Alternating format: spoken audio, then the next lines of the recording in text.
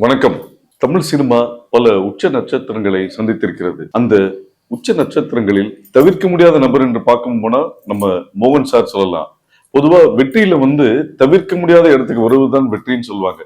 அது மாதிரி தமிழ் சினிமாவில் தவிர்க்க முடியாத நபர்ன்னு பார்த்தா அது மோகன் சாருக்கு நிச்சயமாக ஒரு இடம் உண்டு.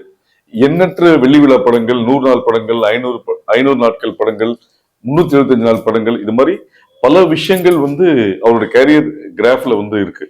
அதாவது பொதுவா ஒரு விஷயம் பெரியவங்க சொல்லுவாங்க, அஹ், மெழுகுவர்த்தியின் தியாகத்தை விட தீக்குச்சியின் தியாகம் எந்த விதத்திலும் குறைந்தது அல்ல அப்படின்ற மாதிரி ஒரு விஷயம் சொல்லுவாங்க. அது போல் நம்மளுக்கு பல்வேறு பரிணாமங்களில் அவர் பயணித்திருக்கார். கதாநாயகனாக, வில்லனாக, எதிர்நாயகனாக, குணச்சித்திர பாடத்தில் காதலியை ஏமாற்றுபவராக, சொந்த மனைவியை கொல்ல துடிக்கும் 100வது நாள் படத்துல ஒரு கொடூரமான கணவனாக பல்வேறு பாத்திரங்களில் நடித்திருந்தாலும் பெண்கள் மத்தியிலும் அனைவரின் மத்தியிலும் இவர் நம்ம மோகன் சார் என்று இன்றும் அன்பால் அழைக்கப்பட்டு கொண்டிருக்கிறார். இந்த படத்துல ஹரா படத்துல அவரோட கேரக்டர் பாத்தீங்கன்னா ஒரு விஷயம் சொல்லலாம். நான் நல்லவன்னு சொல்ல மாட்டேன், நான் மிகவும் நல்லவன், மற்றவர்களும் அது போல் இருக்கும் வரை, என் சுண்டு விரலை மிதிக்கும் வரை நான் யாருடையும் கழுத்தையும் பிடிக்க மாட்டேன் இப்படின்ற மாதிரி ஒரு விஷயத்தை சாராம்சமாக கொண்டு தனக்கும் தன் குடும்பத்திற்கும் மனைவிக்கும் மகளுக்கும் ஒரு பிரச்சனை வந்ததுன்னா எந்த அளவுக்கு வெகுண்டு எழுதான்றதுதான் இந்த ஹராவோட சாராம்சம். அதனாலதான் இந்த ஹராவோட ப்ரொமோஷன்ல பாத்தீங்கன்னா மோகன் மோ கன்னு சொல்லி துப்பாக்கி ஏந்தி வருகிறார். வணக்கம் மோகன் சார். வணக்கம். ஒரு சிறிய இடைவெளிக்கு பிறகு மீண்டும் அதிரடியாக மோகன்னா வரீங்க.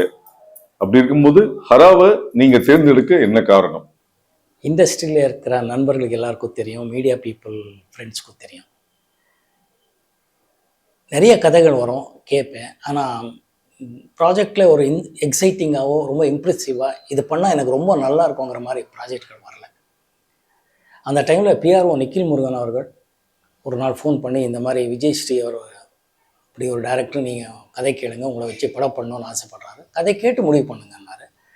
ஓகேன்னு கதை கேட்டேன். அதில் சில விஷயங்கள் ரொம்ப நல்லா இருந்துச்சு. அப்போ அவர்கிட்ட அது பேசும்போது இதெல்லாம் நல்லா இருக்கே, இதையே கொஞ்சம் அப்படி பண்ணால் நல்லா இருக்குமேனா, luckily director was very very encouraging. எப்படி சொல்கிறீங்க, என்ன மாதிரி கேட்குறீங்க, இல்லை என்ன எதிர்பார்க்குறீங்கன்னு கேட்க ஆரம்பித்தார். ரொம்ப பிரமாதமான டிஸ்கஷன் போகும்போது ஐ குட் சி அவர்கிட்ட இருக்கிற அந்த டேலண்ட் என்னால் ஐடென்டிஃபை பண்ண முடிஞ்சுது. அப்படியே பேச பேச சில நாட்களாக 7th டிராஃப்ட் பர்ஃபெக்டாக வந்தது. அதனால தான் அது பார்க்கும்போது கேட்கும்போது ரொம்ப நம்பிக்கையோட இந்த ப்ராஜெக்டில் நடித்தேன், நல்லாயிருக்கும், கூட்டணியாக எல்லாரும் ஜெயிக்க முடியும்னு ஒரு நம்பிக்கை வந்துச்சு.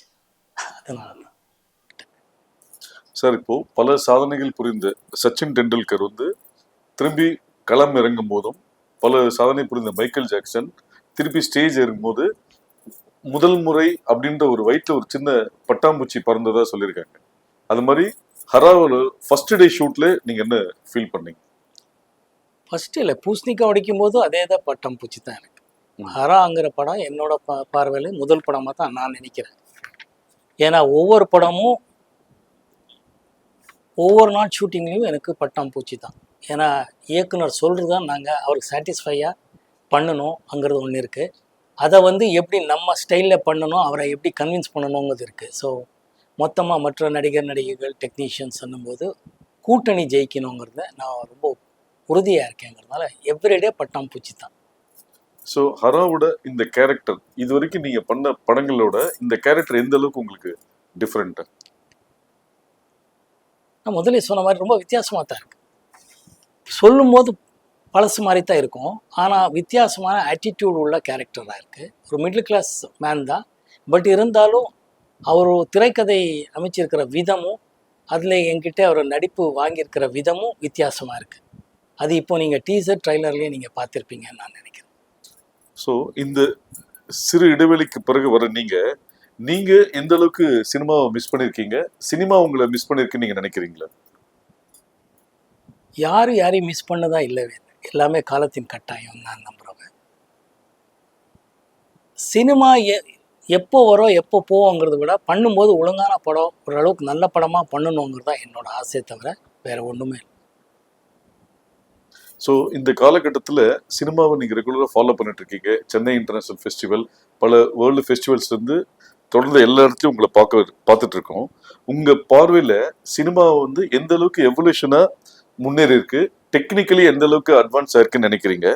இன்னைக்கு பாக்ஸ் ஆஃபீஸ் ஹிட்ஸ்ன்றது 100 நாள் சில்வர் ஜூப்ளி தவிர்த்து 3வது நாளே சக்சஸ்ன்ற மாதிரி ஒரு விஷயங்கள் டிரான்சிஷன் ஆயிருக்கு. இதை நீங்க எப்படி பாக்குறீங்க? இது எவல்யூஷன் தானே, நல்ல விஷயமா தான் இருக்கு. டிஜிட்டல் மீடியா வந்திருக்கு, சோஷியல் மீடியா வந்ததுக்கப்புறம் சினிமா செய்கிறதாகட்டும், திங்கிங் ஆகட்டும், ஆடியன்ஸ் டேஸ்ட் ஆகுது, எல்லாமே மாறி இருக்கு. டிஜிட்டல் வந்ததுக்கப்புறம், ஓடிடி பிளாட்ஃபார்ம் வந்ததுக்கப்புறம். ஸோ இந்த 3 நாளோ 2 நாளோ ப்ரொடியூசர் சக்ஸஸ்னா அது நம்ப வேண்டியது தானே. ஏன்னா பணம் போட்டவரும் நல்லா இருக்குது, நான் ஹாப்பியாக இருக்கேன்னா அது நம்ம ஒத்துக்க வேண்டியது. அந்தந்த ஃபார்மேட்டுக்கு அடாப்ட் ஆகணும். சரி, டிஜிட்டல் ஃபார்மேட்டுங்கிறது ரொம்ப நல்ல விஷயமா இருக்குது. அதை அந்த டிஜிட்டல் அப்டேட் பண்ணி அதை எப்படி நுணுக்கமாக யூஸ் பண்ணி நல்லா பண்ணுறவன் தான் உண்மையான ஒரு சிறப்பான இயக்குனர்னு நான் நம்புகிறேன். அதனால எனக்கு ரொம்ப பிடிச்ச விஷயமா இருக்கு. சார், உங்களோட கேரியர்ல பார்த்தீங்கன்னா ஒரு வாரத்துக்கு 2 படங்கள் ரிலீஸ் ஆயிருக்கு, 2 மாசத்துல 5 படம் ரிலீஸ் ஆயிருக்கு. உதாரணத்துக்கு அக்டோபர் 22 வந்து ஓ மானே மானே படமும், அக்டோபர் 23 வந்து ஓசைன்னு ஒரு படம் பேக் டு பேக் ரிலீஸ் ஆச்சு. அப்புறம் ஒரே நாள்ல 3 படம், உதயகீதம், பிள்ளை நிலா, தெய்வ பிறவி. இதை நீங்க எப்படி பாத்தீங்க? முதல்ல இறைவனுக்கு நன்றி சொல்லணும், என்னோட ரசிகர்களுக்கு நன்றி. இதுக்கு மேலே என்னோட தயாரிப்பாளரும் இயக்குனரும் அவங்கவுங்க படத்தை மேலே வச்சிருந்த நம்பிக்கை தான் இதை காட்டுது. படம் நல்லா இருந்தால் பார்ப்பாங்கங்கிற ஒரு விஷயம் எப்போவுமே உண்மையாக இருக்குங்கிறது நான் நம்புகிறேன். அவங்களுக்கு பிடிக்கிற மாதிரி இருக்கணும். நம்ம படம் நம்ம நல்லா இருக்குன்னு சொல்கிறது ஓகே, ஆனால் அவங்களுக்கு பிடிக்கிற மாதிரி இருந்தால் நல்லா இருக்கும்னு நான் நம்புகிறேன். ஸோ அந்த விதத்தில் ப்ரொடியூசர் டைரக்டர் ரொம்ப ரிஸ்க் எடுத்து ரிலீஸ் பண்ணியிருக்காங்க. நிறைய டைம் சக்ஸஸ் ஆயிருக்கு, ஒரு சில டைமில் ஃப்ளாப் ஆயிருக்கு. பட் இட்ஸ் ஓகே, இறைவனுக்கு நன்றி. சார், ஹரால வந்து அந்த ஒரு கான்செப்ட் என்ன சொல்லிருக்கீங்கன்னா, பள்ளிக்கூடங்களில் சட்டங்களை சொல்லித்தர வேண்டும்னு ஒரு மெசேஜ் வந்து ஸ்ட்ராங்கா கன்சீவ் ஆயிருக்கு. இது வந்து எந்த அளவுக்கு சாத்தியம்னு நினைக்கிறீங்க? இதுதான் ரொம்ப நல்ல விஷயம். அதான் சொன்னேன் நான். இப்போ களம் ஒரு அப்பா பொண்ணு கதையாக இருந்தாலும் டைரக்டர் சொல்லியிருக்கிற விதம் சொல்கிறத இது ஒரு முக்கியமான பாயிண்ட் தான். சட்டம் தெரிஞ்சவனுக்கு பார்த்தீங்கன்னா அவனுக்கு லா தெரியாமல் அவன் பயந்துக்கவே மாட்டான்பாங்க. நமக்கு எதுவுமே தெரியாமல் இருக்கிறதுனால எல்லாத்துக்கும் பயப்பட்டுட்டு இருக்கோம். ஸ்கூல்லையே இது இன்ட்ரடியூஸ் பண்ணால் எல்லோரும் சட்டம் தெரிஞ்சுக்கிட்டா குற்றங்கள் குறையுங்கிறது நான் நம்புறேன். ஏன்னா அவனுக்கு எது பண்ணணும், எது பண்ணக்கூடாது, எது சரியாக பண்ணணும், எது தப்பாக பண்ணக்கூடாதுன்னு தெரிஞ்சுப்பான். அதனால அது சட்டம் வந்து ஸ்கூல்லையே இன்ட்ரடியூஸ் பண்ணால் ரொம்ப நல்லதுங்கிறது இயக்குனர் சொல்லியிருக்கிறாரு. அதை நம்புகிறேன், நானும் அது கரெக்டாக ஒத்துக்கிறேன்.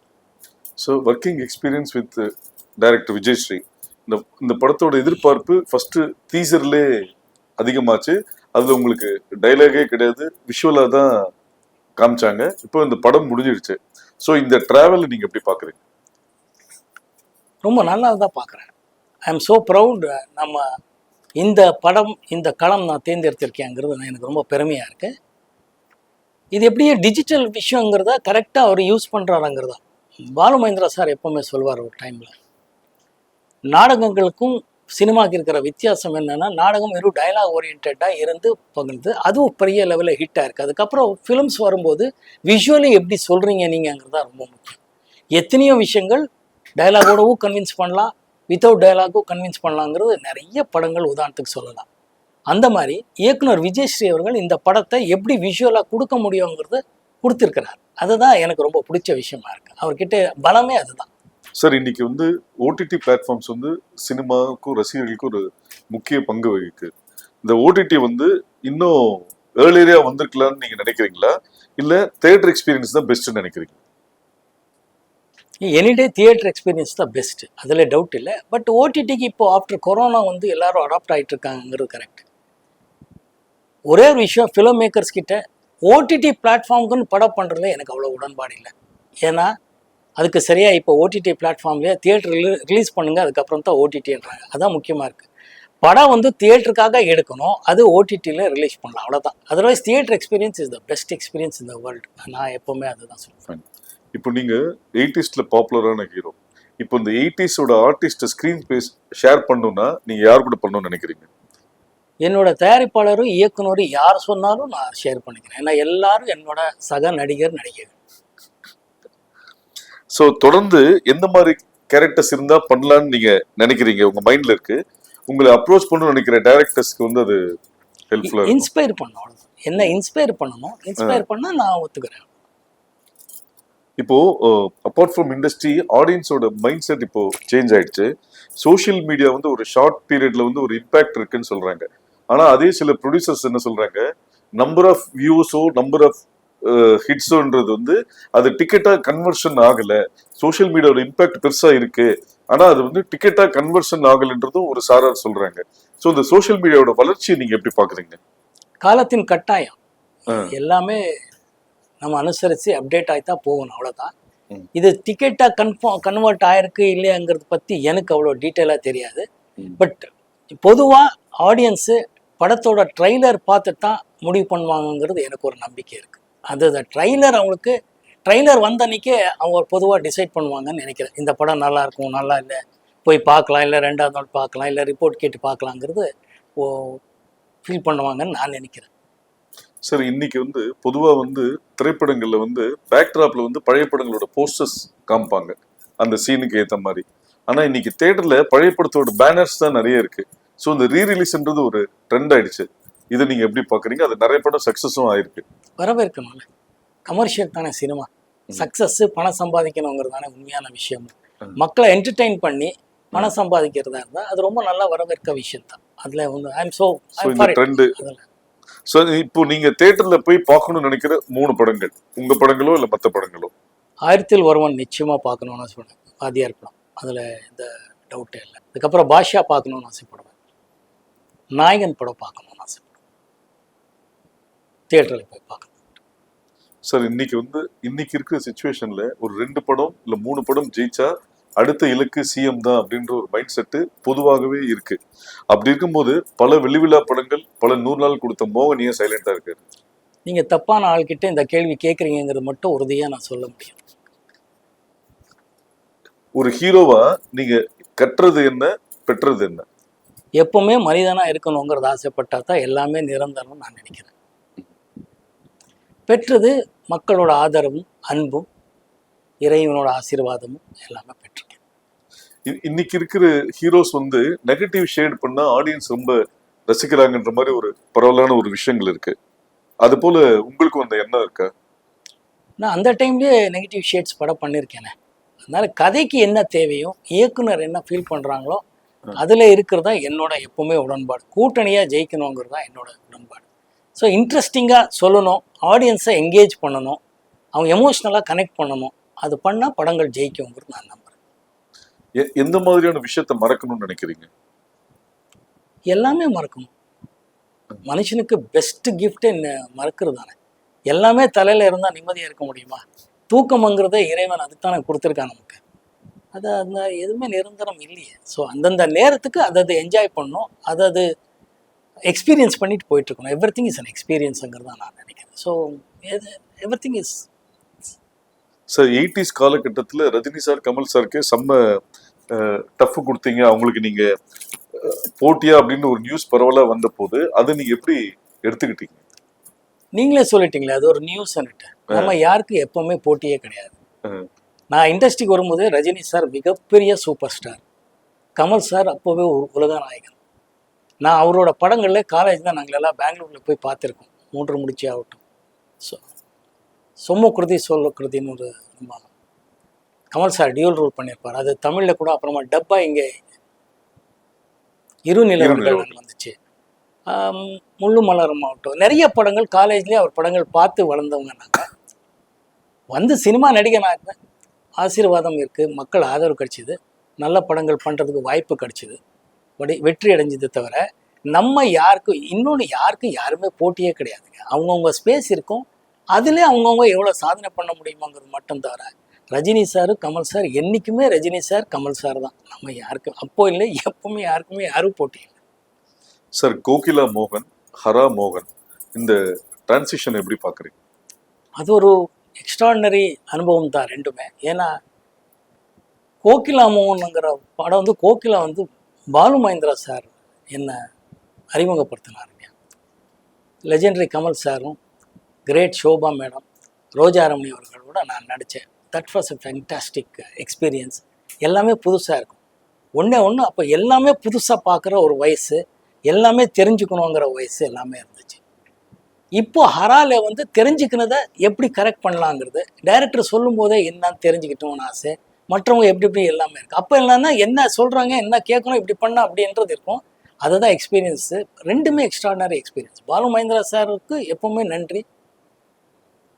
கமல் சாருக்கும், அந்த கூட்டணி சோபா மேடம், அப்புறமா நம்ம ரோஜா அவங்களுக்கும், அந்த தயாரிப்பாளர் ஃபெர்னாண்டோ அவர்களுக்கும், இந்த மோக்ஷம் தியேட்டர்னு இங்கே முதல்ல இருந்துச்சு கீழ்பாக்கில், அதோட ஓனர் தான் கோகிலாவோட ப்ரொடியூசர்ஸ். ஸோ இவங்க எல்லாருக்குமே நன்றி கடன் பட்டிருக்கேங்கிறது தான் உண்மையான விஷயம். கோகிலால செலக்ட் ஆன அந்த மூமெண்ட் எப்படி பார்த்தீங்க? பாலுமேந்திரா ஓகே சொன்னது, அதுல நடுவுல வந்து ஃப்ரேம் வைக்கும் போது நீங்களும் கமல் சார் ஒரே மாதிரி இருக்கீங்கன்றதுனால கமல் சாருக்கு கண்ணாடி போட்டதாகவும் உங்களுக்கு தாடி வச்சதாகவும் ஒரு செய்தி இருக்கு. அந்த மூமெண்ட் எப்படி பாக்குறீங்க? ரொம்ப இன்வெஸ்ட் பண்ணியிருக்கீங்கன்னு தெரியுது.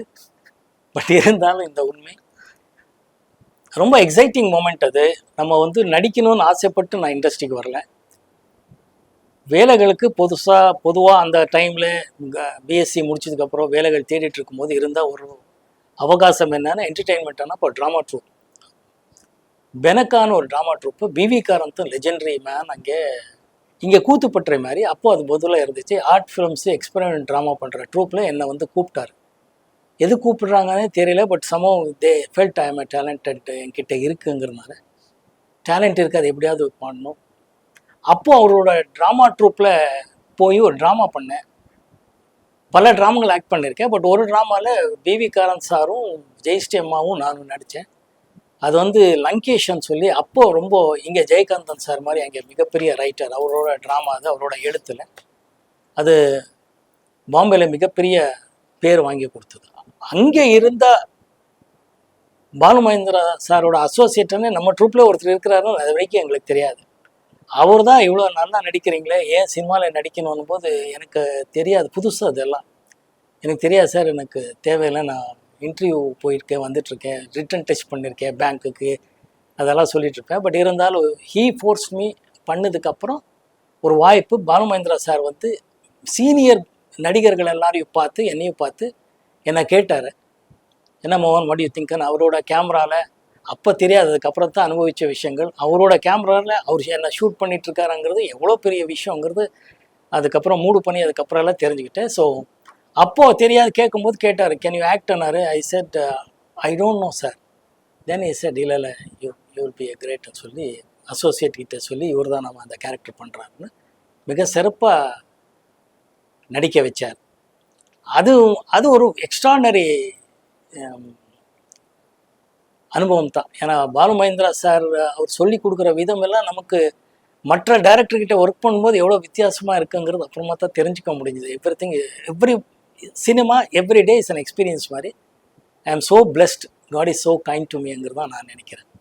அதனால் பாலு மகேந்திரா சார்கிட்ட ஒர்க் பண்ண அதுவும் இப்போ ஹரா ஒர்க் பண்ணிட்டு இருக்கிற விதமும் இதுதான் மேஜர் டிஃப்ரென்ஸ்ன்னு நான் ஃபீல் பண்ணுறேன். Sir Balu Mahendra sir first frame வைக்கும்போது வியூ ஃபைண்டரில் உங்களை பார்த்துட்டு mark my words this boy will be rock அப்படின்ற மாதிரி சொன்னதா அந்த படத்தில் ஒர்க் பண்ண ஒரு டெக்னீஷியன் சொன்னார். அது நீங்கள் கேட்கும் போது அது எந்த அளவுக்கு நம்புறீங்க? எனக்கு எல்லாமே புதுசாக இருக்க தவிர நான் நம்பி, ஏன்னா I never thought that I be an actor. In fact இன்னைக்கு ஒரு உண்மையை சொல்கிறேன். கோகிலா படத்தில் நான் சிண்டிகேட் பேங்க் எம்ப்ளாய். நான் அதுக்கு முன்னாடி சிண்டிகேட் பேங்க்கில் எல்லாம் போய் ரிட்டன் டெஸ்ட் எல்லாம் பண்ணி பாஸ் பண்ணியிருந்தேன். அதுக்கப்புறம் இந்த படம் வந்துச்சு, ஆஃபர் வந்தது, நான் நடிச்சிட்டேன், படமும் ஹிட் ஆகிடுச்சு. ஆனால் அதுக்கப்புறம் எனக்கு வந்து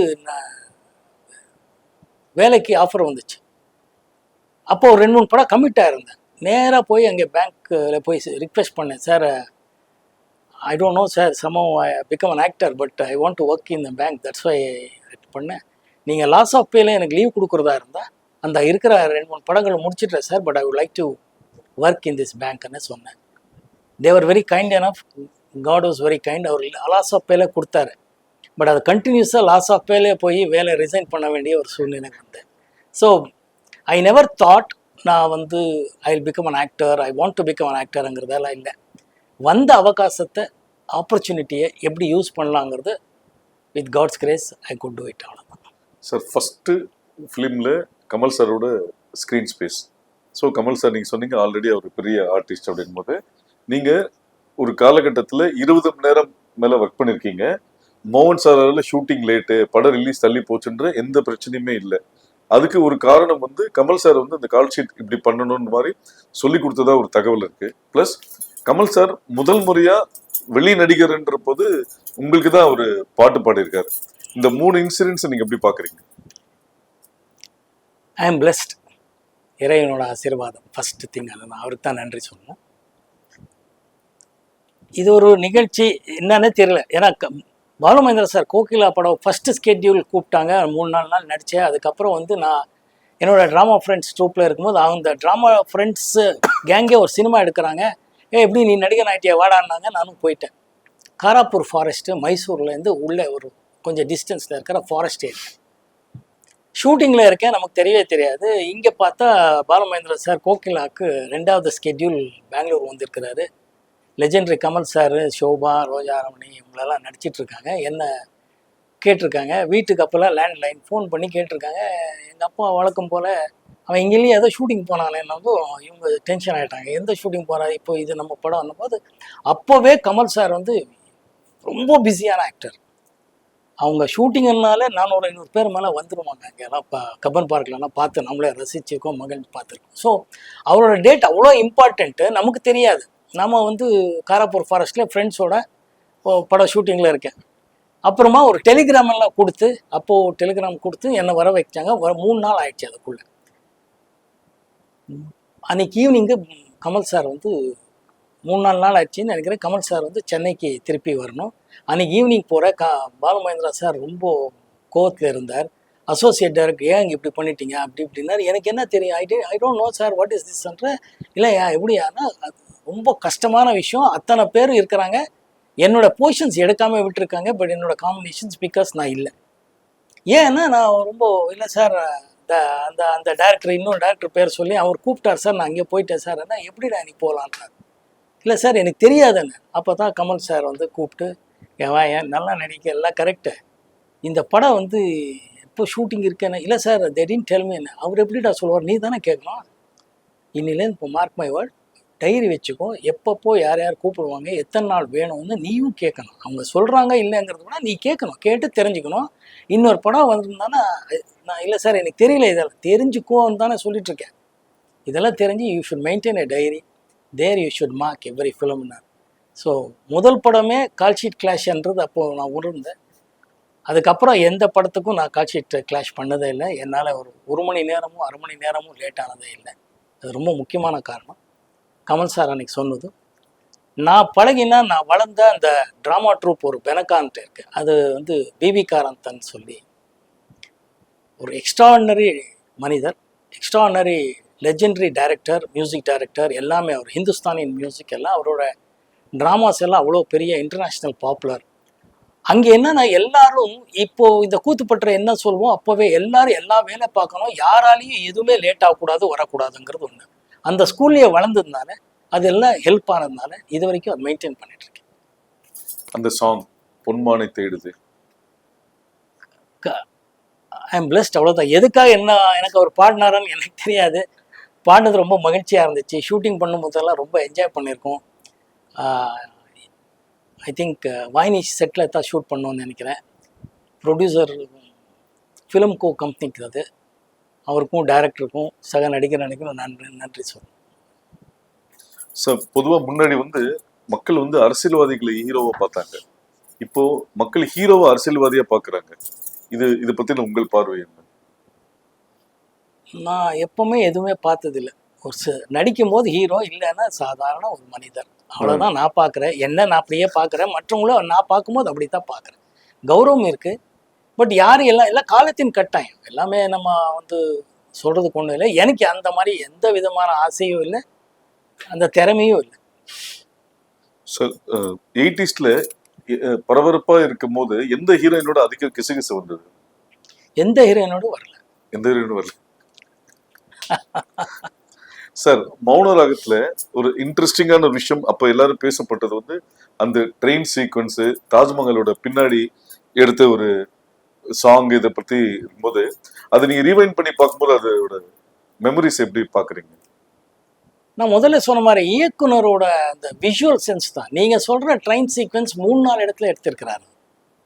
பெங்களூரில் எடுத்திருக்கிறார், டெல்லியில் எடுத்திருக்கிறார், சென்னையில் எடுத்திருக்கிறார். பட் யாருக்குமே தெரியல. அந்த கிளைமேக்ஸ் எல்லாம் அவ்வளோ நல்ல விஷுவலாக கட் பண்ணி ஷூட் பண்ணியிருக்காரு மணிரத்னம் அவர். ஸோ ஒரு இயக்குனர் மேலே தான் எனக்கு எப்போவுமே கௌரவம் அதிகமாகுது தவிர, தாஜ்மஹால் அப்படி தான். அங்கே போய் ஷூட் பண்ணுறதுக்கு பிளான் பண்ணோம். அன்ஃபார்ச்சுனேட்லி டெக்னிக்கெல்லாம் விடலை, ஏதோ பர்மிஷன் அது இதுன்னு சொல்லி உள்ளே விடல. பட் நோயிங் மணி என்ன பண்ணாரோன்னா பண்ணி ஆகணும், வந்திருக்கோம். அதனால பேக் ஸ்டாப் போனால் அங்கே யாரும் போலீஸ்காரங்களோ யாருமே எதுவுமே பர்மிஷனே தேவையில்லைன்னு சொல்லி அங்கே அந்த விஷுவல் இம்பேக்ட் கொடுத்து ஒரு மூட் கிரியேட் பண்ணார். ஸோ எல்லாருக்கும் பிடிச்சிருந்துச்சு. ரொம்ப ஃபென்டாஸ்டிக் எக்ஸ்பீரியன்ஸ். சார், 80s மோகன் இன்னைக்கும் தனித்து நிற்கிறதுக்கு முக்கிய காரணம்னு நீங்க என்ன நினைக்கிறீங்க? காட்ஸ் கிரேஸ் ஒன்று. நான் எப்பவுமே சொல்கிற மாதிரி உயிரின் ஊற்றாக இருக்கிற என்னோட ரசிகர்கள் மட்டும்தான் காரணம் நான் நினைக்கிறேன். இவங்க 2 பேருக்கு தான் நான் நன்றி சொல்லணும். சார், வெற்றி ஒரு எந்த ஒரு நடிகைகளுக்குமே வெற்றியின் உச்சத்தில் இருக்கும்போது சூழல்கள் வேற மாதிரி இருக்கும், அதிக நண்பர்கள் இருப்பாங்க. ஆனா அதே சூழல் மாறும்போது நண்பர்களோட வட்டம் குறையும், கான்டாக்ட்ஸ் எல்லாமே விலகி போவாங்கன்ற மாதிரி ஒரு சூழ்நிலை இருக்கு. இது மாதிரி ஒரு சூழ்நிலையை நீங்க ஃபேஸ் பண்ணிருக்கீங்களா? இல்லை, சினிமா பொறுத்தவரை நம்ம காலேஜில் ஸ்கூலில் படிக்கிற மாதிரி ஃப்ரெண்ட்ஸுங்கிறதுக்கு நான் அவ்வளோ லக்கி இல்லை. நான் எப்போவுமே அக்வென்டன்ஸ் தான். இப்போ பழகிற டைமில் எல்லாரும் நல்லா பழகுவோம். சினிமா முடிஞ்ச பிறகு அடுத்த சினிமாவுக்கு போயிடுவோம். அங்கே இருக்கிற டைரக்டர், டெக்னீஷியன்ஸ், ஆர்டிஸ்ட் பழகுறோம். அதுக்கப்புறம் அடுத்த படம் இப்படி தான் போயிட்டுருக்கே தவிர, இந்த சக்ஸஸாக இருக்கும்போது நிறைய பேர், சக்ஸஸாக இல்லைன்னா நிறைய பேர். நான் எப்போவுமே கொஞ்சம் சோஷியல் மீடியாவில் இல்லைங்கிற மாதிரி சினிமா ஆட்களோட பழகுவே தவிர I am not into in. So உள்ளே போய் அதை அனுபவித்து அதெல்லாம் இல்லை. நம்ம எப்போவுமே ஹாப்பியாக இருப்போம். அந்தந்த டைமில் அந்தந்த இயக்குனர், சக நடிகர்கள் பார்ப்போம். அதுக்கப்புறம் நானாக இருக்கிறதுனால எனக்கு அந்த மாதிரி எல்லாம் ஃபீலிங்ஸ் வந்தது இல்லை. சுகாசினி மேடம் ஒரு வாட்டி சொல்லும் போது நீங்க ரொம்ப சேட்டைக்காரரு, நாட்டி பாய்னு சொல்லியிருக்காங்க. அப்படியா சார்? இல்லை, நீங்கள் அவங்ககிட்ட தான் கேட்கணும். நான் என் நாட்டி பாயா இல்லை, நான் இப்படி சொல்ல முடியும், எனக்கு புரியல. சார், சினிமாவில் வெற்றி தோல்வியை நீங்க எப்படி பாக்குறீங்க?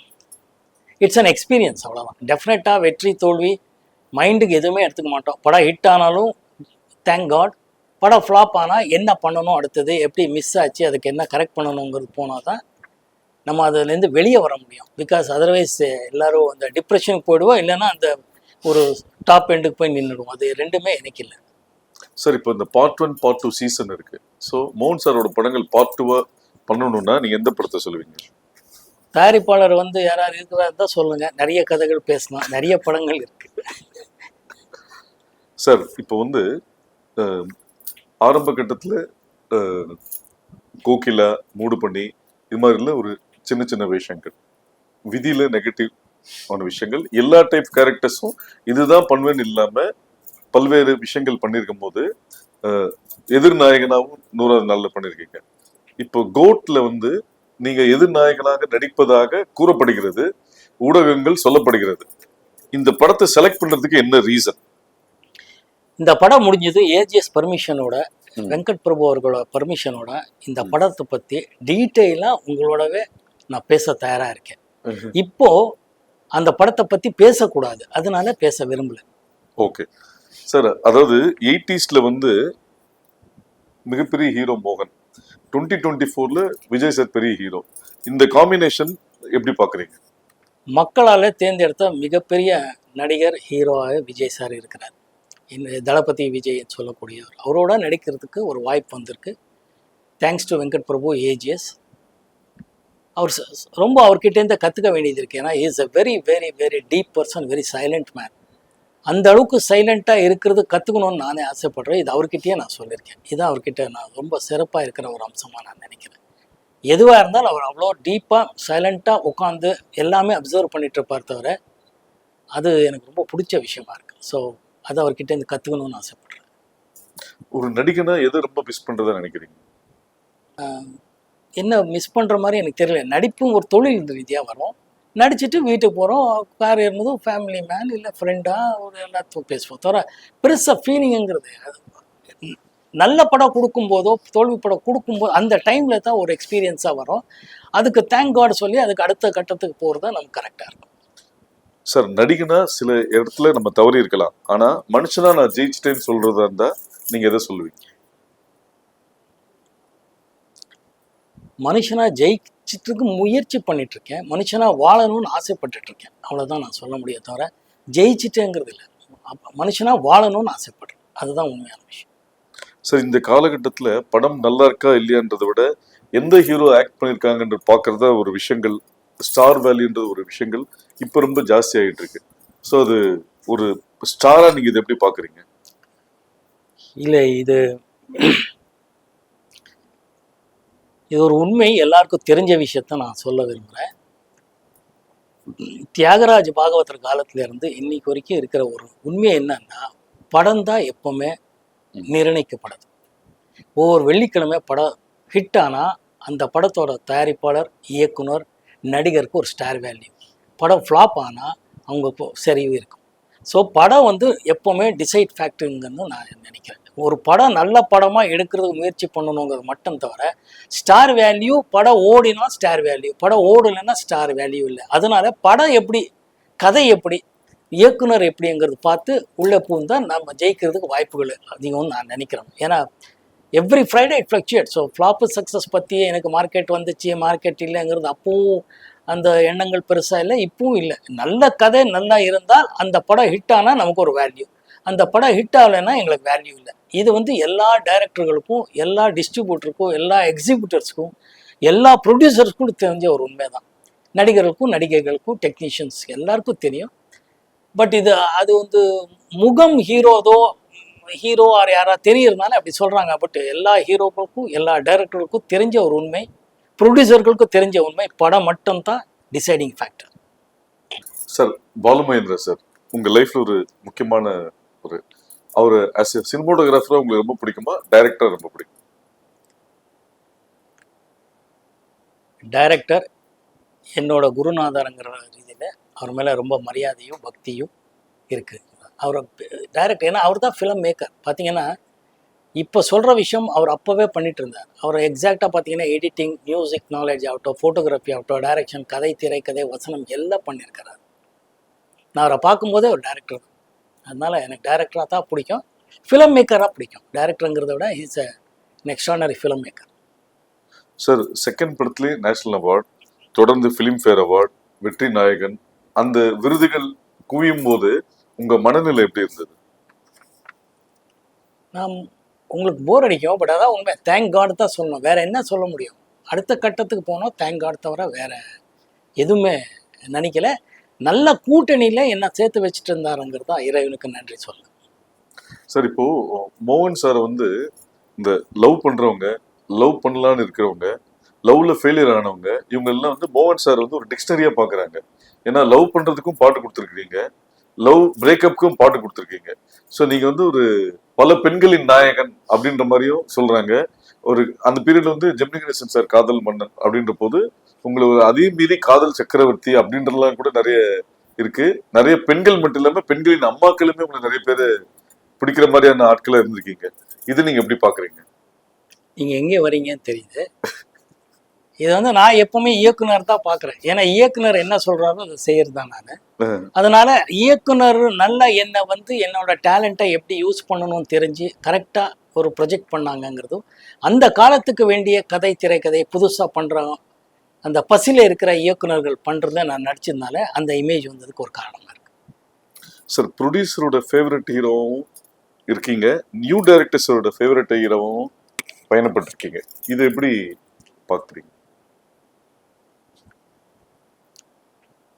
பொதுவாக பயணங்கள் முடிவதில்லைக்கு அப்புறம் நான் புதுசாக பசி இருக்கிற ஒரு இயக்குனர்களாக தேர்ந்ததில் இருப்பேன். எப்பவுமே அந்த தேடுதல் தான் எனக்கு. ஏன்னா நல்ல இயக்குனர்கிட்ட நம்ம இருந்தால், நம்ம நல்ல டைரக்டரோட கூட்டணியாக இருந்தாலே படம் ஜெயிக்குங்கிறது தான் என்னோட கீதை. ஏன்னா அவர் பசி இருக்கும்போது எக்ஸ்ட்ரா நிறையா புதுசாக பண்ணுவாங்க, அந்தந்த காலத்தின் கட்டாயம். ஸோ பயணங்கள் முடிதலை ரொம்ப பெரிய ஹிட் ஆனதும் மார்க்கெட் எனக்காக உருவாகுச்சுன்னும் போது என் படம், என் மேட்டர், நான் நடிக்கிறேன்னா நல்ல வரவேற்பு எல்லா டிஸ்ட்ரிபியூட்டர், மீடியேட்டர்ஸ்லேருந்து இருக்குன்னும் போது புதுசாக வரக்கூடிய நல்ல நல்ல டேலண்ட்டை டேப் பண்ணுறி அவங்கள ஒரு 10 பேர் பார்ப்பேன்னா அதில் 1-2 பேர் இவங்க நல்லா பண்ணுறாங்கன்னு என் மனசுக்கு தோணும் போது அவங்களோட ட்ராவல் பண்ணும்போது நிறைய படங்கள் ஜெயிச்சிருக்கு. ஸோ அந்த மாதிரி விஷயங்களில் அவங்களெல்லாம் அறிமுகமாகிறதுக்கு நானும் ஒரு காரணமாக இருக்கேங்கிறது ரொம்ப பெருமையாக இருக்குது. ஸோ பெரிய பட்ஜெட் இல்லாம ஒரு நார்மல் பட்ஜெட்ல மேக்ஸிமம் சக்சஸ் கொடுத்துருக்கீங்க. பெரிய பட்ஜெட் படங்கள் ஏன் பண்ணல? நான் சொன்ன மாதிரி கதை தான் எனக்கு முக்கியம். கதையும் திரைக்கதையும் அதை வந்து எப்படி டைரக்டர் சொல்வார், இதுதான் நான் நம்பி போகிறேன். அது கனெக்ட் ஆனாலே ஆடியன்ஸோட கனெக்ட் ஆனால் படங்கள் ஓடும். பட்ஜெட் முக்கியம்தான், பட் படம் ஹிட் ஆகிறதுக்கு அது முக்கியமாங்கிறது எனக்கு இது வரைக்கும் தெரியல. ஹிட் ஆகிறதுக்கு ஆடியன்ஸுக்கு கனெக்ட் பண்ணணும். ஆக்ஷன் படமாக இருக்கட்டும், லவ் சப்ஜெக்ட் ஆகட்டும், த்ரில்லர் ஆகட்டும், எங்கேயும் ஆடியன்ஸ் கனெக்ட் ஆகி அவரை என்கேஜ் பண்ணணுங்கிறது டைரக்டர் கையில் தான் இருக்குது. அஃப்கோர்ஸ் ஏன் டைரக்டர் கையில் இருக்குன்னு நான் அடிக்கடிக்கு சொல்கிறேன்னா, அவர் தான் கேப்டன் ஆஃப் த ஷிப்னு சொல்லுவாங்க. நீங்கள் எல்லாம் கேள்விப்பட்டிருப்பீங்க. இந்த 25 கிராஃப்ட்டு டெக்னீஷியன்ஸ் ஆர்டிஸ்ட் எல்லாருமே அவரோட பின்னாடி நிற்போம். ஷிப்பே ப்ரொடியூசர்னு சொல்லுவேன். ப்ரொடியூசரு டைரக்டர் கரெக்டாக அமையும் போது அவங்க நல்ல நல்ல டெக்னீஷியன்ஸ் நல்ல நல்ல ஆர்டிஸ்ட் போட்டு ஒரு நல்ல கதைக்கு எப்படியெல்லாம் எடுத்தால் நல்லா வரோங்கிறதுல நான் அப்படி பண்ணால் நல்லா வரோங்கிறதுல எனக்கு நம்பிக்கை இருக்குது. ஸோ பட்ஜெட்டை விட இவர் இந்த மாதிரி கூட்டணி பண்ணி யார் ஜெயிக்கிறாங்கங்கிறது தேடுதல் எனக்கு வேற ஒன்று. ஸோ பொதுவாக சினிமாவில் உள்ளவங்களுக்கு வந்து வயசாகாதுன்னு சொல்லுவாங்க. நாம பண்ண படத்தை திருப்பி பார்க்கும்போது திருப்பி அந்த ஃபீலிங்கோட பார்க்குற அனுபவத்தை எப்படி பார்க்குறீங்க? ஏங்க, நான் என் கண்ணாடியை பார்த்தா எனக்கு எவ்வளோ வயசாக இருக்குன்னு எனக்கே தெரியுதுங்க. என்னன்னா கதையின் ஒரு நாயகன் தான். கதையில் எப்படி வருதோன்னா, அப்போவும் நான் வந்து காலேஜ் பையனா நடிச்சிருக்கேன். அப்போது டாக்டரு, ஃபேமிலி மேனு, 2 ஒய்ஃப்க்கு புருஷனாகவும் ஒரே ஒரு ஒய்ஃப் வேணும்னு போட்டு ஒரு கொலைகாரனாகவும் ஒரு டிச் பண்ணி பண்ணும்போது கதைக்கு எப்படி வேணுமோ அந்தந்த வயசுக்கு பண்ணுறேன். அதனால தான் இப்போது ஹராங்கிறது பார்த்தீங்கன்னா, நான் ஒரு ஃபேமிலி மேனாக ஒரு +2 கிட்டுக்கு அப்பாவாக நடிக்கிறேங்கிறது அந்தந்த வயசுக்கு ஏற்ற கேரக்டர்களை அப்படியே டைரக்டரோட மூவ் ஆகிட்டு கரெக்ட் ஆகும்னு நான் நம்புகிறேன். பட் எனக்கு வயசாகிட்டு இருக்குன்னு எனக்கும் தெரியுது. இந்த சில்வர் ஜூப்ளி ஸ்டார்ன்ற அந்தஸ்து எப்படி மெயின்டைன் பண்ணுறீங்க?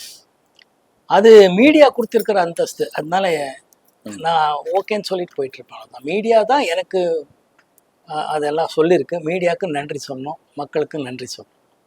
சார், உங்க கேரியர்ல பயணங்கள் முடிவதில்லை, சரணாலயம், முன்னே நான் சந்தித்தேன், உதயகீதம், இதே கோயில், இந்த 5 படத்துல தான் நீங்க வந்து மைக் வச்சு பாடிருக்கீங்க. ஆனா ஒரு மைக் மோகன்ற ஒரு அடையாளம் ஏற்பட்ட போது, அந்த அடையாளம் வந்த போது உண்டான மகிழ்ச்சியும் தொடர்ந்து அந்த நேம் இருக்குன்றது என்னைக்காவது வருத்தப்பட்டிருக்கீங்களா?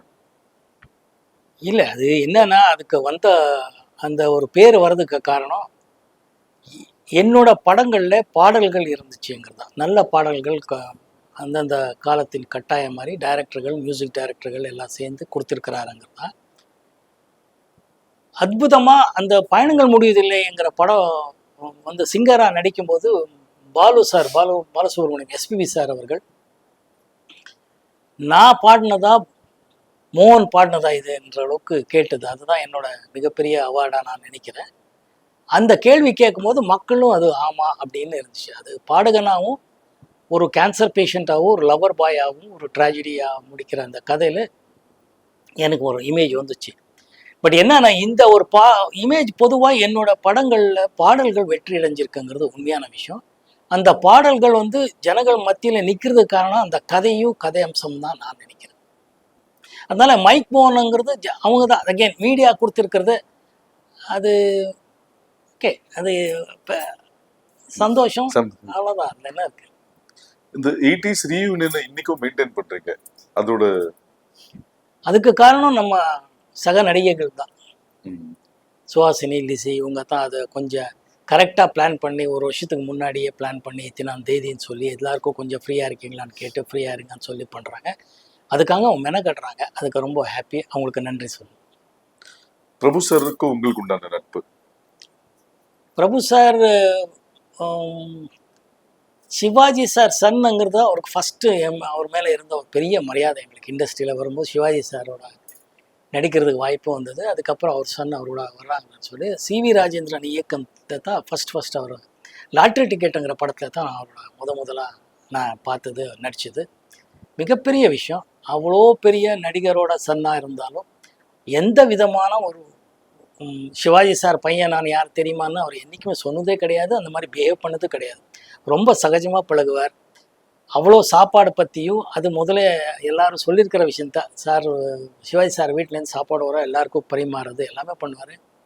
நான் வெஜிடேரியனுங்கிறதுனால அப்போவே எனக்குன்னு சொல்லி பாதாம் கீர் வர வைக்கிறதாகட்டும், வெஜிடேரியன் சாப்பாடு எனக்காகவே வர வைப்பிச்சு கொடுப்பார். ரொம்ப மகிழ்ச்சி. ரொம்ப நல்ல மனிதர். சிவகுமார் சார் பத்தி. சிவகுமார் ஐயா பற்றி நான் என்ன சொல்கிறது, கிரேட் சோல். அன்னிலேருந்து இன்னைக்கு வரைக்கும் அப்படியே இருக்கிறார், அப்படியே பழகிட்டு இருக்கிறார். அவர்கிட்டே நிறைய கற்றுக்க வேண்டியது இருக்குது. இன் எக்ஸ்ட்ராடனரி பெயிண்டர். அவர் பெயிண்டிங் எல்லாம் பார்த்தீங்கன்னா, அஃப்கோர்ஸ் நடிகராகி அவர் சாதனை பண்ணிட்டாரு, பெரிய விஷயம். ஆனால் இல்லைன்னா நடிகராகவும் இல்லாமல் ஈவன் பெயிண்டராக இருந்தாலும் இந்த அளவுக்கு அவர் பேரு புகழ் சம்பாதிச்சிருப்பாருங்கிற அளவுக்கு எக்ஸ்ட்ராடனரி பெயிண்டர். அன்னிலேருந்து இன்னைக்கு வரைக்கும் சகஜமாக பழகிட்டு இருக்கிற சில மனிதர்களில் அவர் ஒருத்தர் தான். ஒரு சில பேர் தான் இருக்கிறாங்க அந்த மாதிரி. அவர் இன்றைக்கும் பார்த்தீங்கன்னா அவ்வளோ டிசிப்ளின் லைஃபு. அவர் அன்றைக்கி ஒரு காணொலியில் பார்த்தேன், புதன்கிழமை சனிக்கிழமை எண்ணெய் போட்டு குளிங்கன்னு இன்றைக்கும் சொல்லிட்டு இருக்காரு. இன்றைக்கி அது ரொம்ப ரொம்ப முக்கியமான விஷயம். பட் அவர் அது இன்றைக்கும் தைரியமாக சொல்கிறாரு. இன்றைய அரசியல் ஆகட்டும், ஃபிலாசபி ஆகட்டும், நம்ம தமிழ் கலாச்சாரத்தாகட்டும், இன்றைக்கி எல்லாருக்கிட்டையும் பேசிகிட்டு இருக்கிறாரு, மேடையில் பேசுகிறாரு. அவரோட பேடை பேச்சுக்கள் எல்லாம் அவ்வளோ நல்லாயிருக்கும். மேடை பேச்சுக்கள் எல்லாம் அவ்வளோ எக்ஸ்ட்ரானரியாக இருக்குது. அவர் ஜென்ரேஷனில் நம்ம அவரை தெரிஞ்சு வச்சுருக்கோங்கிறதுலாம் எங்களுக்கெல்லாம் பெருமையாக இருக்குது. சார், சில்க் ஸ்மிதா வந்து ஒரு அப்பார்ட் ஃப்ரம் கிளாமர் ஒரு கைண்ட் ஹார்ட்டட் பர்சன் சொல்லுவாங்க. உங்கள் 2 பேர் கூட அந்த நட்பு. சில்க் ரொம்ப நல்ல ஹியூமன் பீயிங். ரொம்ப கஷ்டத்தை அனுபவித்து வந்திருக்கிறதுனால இண்டஸ்ட்ரிக்கு வரும்போதே அவங்க ரொம்ப பெயின் ஆகிற தான் வந்திருப்பாங்க. ரொம்ப ஒரு டிசப்பாயிண்டட் பாவம், ரொம்ப கஷ்டப்பட்டு வந்ததுனால அவங்களுக்கு அந்த பெயின் தெரியும். எக்ஸ்ட்ராடனரி ஹியூமன் பீயிங் அந்த பொண்ணு. அவங்க நடித்த கேரக்டருக்கும் அவங்களுக்கும் சம்மந்தமே இல்லை. She was very very nice lady to work with. அதை விட பழகிறதுக்கு ரொம்ப நல்லா பழகுவாங்க. பேசுகிற டோன் ஆகட்டும் எல்லாமே அவ்வளோ ஈஸியாக இருக்கும். இன்ஃபேக்ட் எனக்கு நல்லா ஞாபகம் இருக்குது, அவரும் அந்த அம்மா சில்க் ஸ்மித்தாவோட ஷூட்டிங்னாலே ஷூட்டிங் பார்க்கவே அத்தனை பேர் வருவாங்க. எக்ஸிபிட்டர்ஸ்லேருந்து டிஸ்ட்ரிபியூட்டர்லேருந்து வந்து பார்ப்பாங்க. அந்த அளவுக்கு சில்க் ஸ்மித்தான்னா அவ்வளோ ஒரு கிரேஸ் இருக்கும். But she was always a very very very ரொம்ப நார்மல் ஹியூமன் பீயிங்காக தான் பழகிட்டு இருந்தாங்க. செட்டுக்கு வருவாங்க. அந்த ஒரு விஷயத்தில் we lost a great soul. எங்களுக்கெல்லாம் அந்த சோல் மிஸ் பண்ணதில் எனக்கும் கொஞ்சம் வருத்தமாக தான் இருக்குது. சார், சோக பாட்டுனாலே மோகன் சாரோட ரெஃபரன்ஸ் நிறைய இருக்குது. மோகனுக்கு பிடிச்ச சோக பாட்டுனா எதை ரிலேட் பண்ணுவீங்க? நான் இது பொதுவாக எல்லா இடத்துலையும் சொல்கிறது, கேட்குறவங்களுக்கு கேட்பேன் எந்த பாட்டு உங்களுக்கு பிடிச்சிருக்குன்னு. அந்த பாட்டு தான் நான் எனக்கும் பிடிச்சிருக்குன்னு சொல்லுவேன். ஏன்னா இட்ஸ் லைக் 5 ஃபிங்கர் மாதிரி, ஃபிங்கர்ஸ் எப்படிங்கிற மாதிரி தான். எல்லா பாடல்களும் அவ்வளோ நல்லா இருக்குது. அந்த சுச்சுவேஷனுக்கு வந்து மக்கள்கிட்ட கனெக்ட் ஆகும்போது இந்த பாட்டு தான் பெஸ்ட்டு, அந்த பாட்டு தான் இல்லை. இன்னைக்கு தேதிக்கு நீங்கள் சொல்லணுன்னா ஒரு மெலோடி சாங் எதுன்னா, நான் இன்னைக்கு சொல்கிறது மகளே என் மகளே தான் சாங் சொல்லுவேன். ஏன்னா இன்றைக்கி அது புதுசாக எல்லாருக்கும் ரீச் ஆகிருக்கு, மக்களோட ஆசீர்வாதம் கிடச்சிருக்கு. அதனால் அந்த பாட்டு இன்னைக்குன்னு சொல்லுவேன். பட் என்றைக்கும் எல்லா பாடல்களும் வெற்றி அடைகிறதுக்கு காரணம் அந்த கதை அம்சம் தான் சொல்கிறேன். இன்றைக்கி ஒரு மெலோடி சாங்கன்னா மகளே என் மகளேங்கிறது தான் சொல்லுவேன். சார், உங்களுக்கு எஸ்பிபி சார் பல ஹிட்ஸ் கொடுத்துருக்காரு, பேரலி யேசுதாஸும் ஹிட்ஸ் கொடுத்துருக்காரு. உங்களோட ஃபேவரட்னா எஸ்பிபியே யேசுதாஸ் சார்? எல்லாரும் ஏன் மலேசியா வாசுதேவன் சாரும் ஹிட் கொடுத்துருக்குறாங்க, நிறைய சிங்கர்ஸ் ஹிட் சாங்ஸ் கொடுத்துருக்காங்க. அதனால தமிழ்நாட்டில் யாருக்குங்க எஸ்பிபி சார் பிடிக்காத மனிதர் யார் இருக்காங்க?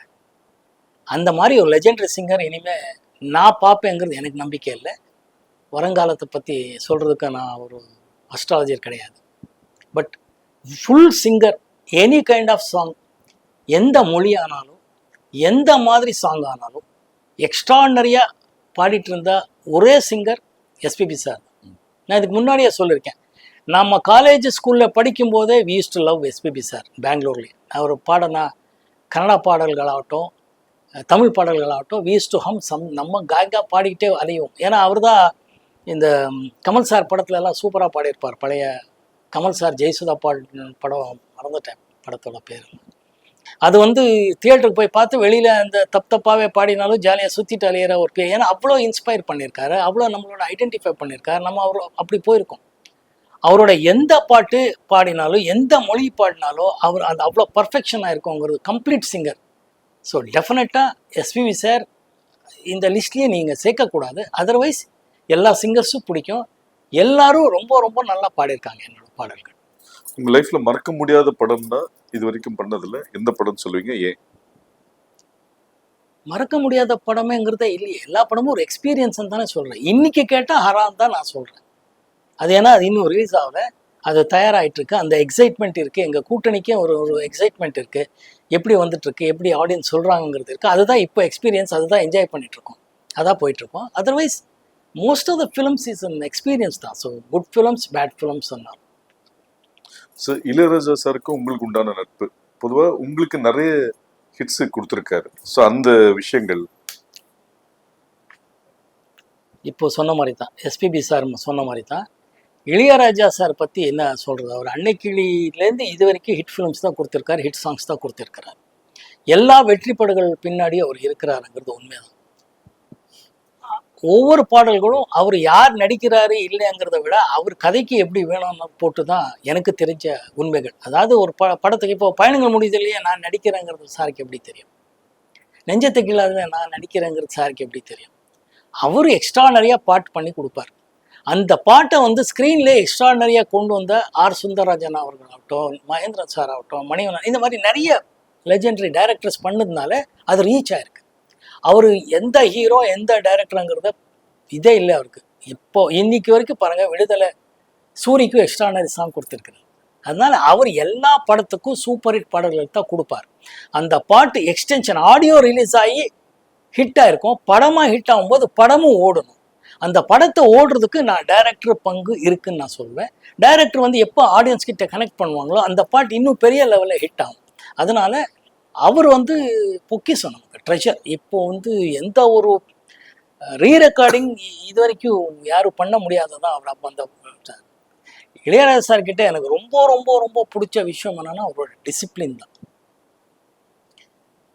அவர் இசை அவர் எவ்வளோ பண்ணிட்டு இருக்கிறாருங்கிறது எல்லாருக்கும் தெரிஞ்ச விஷயம், சோஷியல் மீடியாவில் இருக்கிறவருக்கே தெரியும். பட் அவர் அந்த ஆனஸ்டாக காலை 7 மணிலேருந்து 1 மணி, ஒரு 2 to 9ங்கிறது எவ்ரிடே. பௌர்ணமிக்கு எப்படி திருவண்ணாமலை போயிட்டு வரணும் எப்படிங்கிறத கண்டினியூஸாக இயர்லி பண்ணுறதுக்கு ஒருத்தனால முடியவே முடியாது. He so dedicated either in discipline or life. 7 மணி ஆகுதுன்னா பிரசாத் ஸ்டுடியோவில் ஒரு வண்டி இருக்குங்கிறது தான் டெஃபினட். மழை வந்தாலும் சரி, வெயில் அடித்தாலும் சரி, அவர் வருவாருங்கிறது தெரியும். அவரை நம்பி அத்தனை டைரக்டர்ஸ், ப்ரொடியூசர்ஸ் போயிருப்பாங்க. அவர் யாரையும் என்றைக்குமே டிசப்பாயிண்ட் பண்ணதே இல்லை. அவர் வரவே இல்லை இன்னைக்கு இது வரைக்கும் கேட்டதில்லை. அவரோட அந்த டிசிப்ளின் லைஃப்பும் அவரோட இசையிலே அவர் இன்றைக்கும் அவருக்கு அந்த பசி இருக்குது. என்ன புதுசாக பண்ணணுங்கிறது இருக்குது. அதை நாங்கள் விடுதலை பாட்டிலே பார்க்கலாம். எக்ஸ்ட்ரானரியாக பண்ணியிருப்பார். ஸோ அவரை பற்றியெல்லாம் பேசுகிற அளவுக்கெல்லாம் நமக்கு எனக்கெல்லாம் தகுதியே கிடையாது. ஆக்சுவலாக பாடலாம், புகழலாம், அவ்வளோதான். சார், ஹராவோட ஆடியோ லான்ச்சில் பாக்யராஜ் சார் வந்து ஒரு விஷயம் சொன்னார். மோகன் வந்து ரொம்ப லக்கி பர்சன்.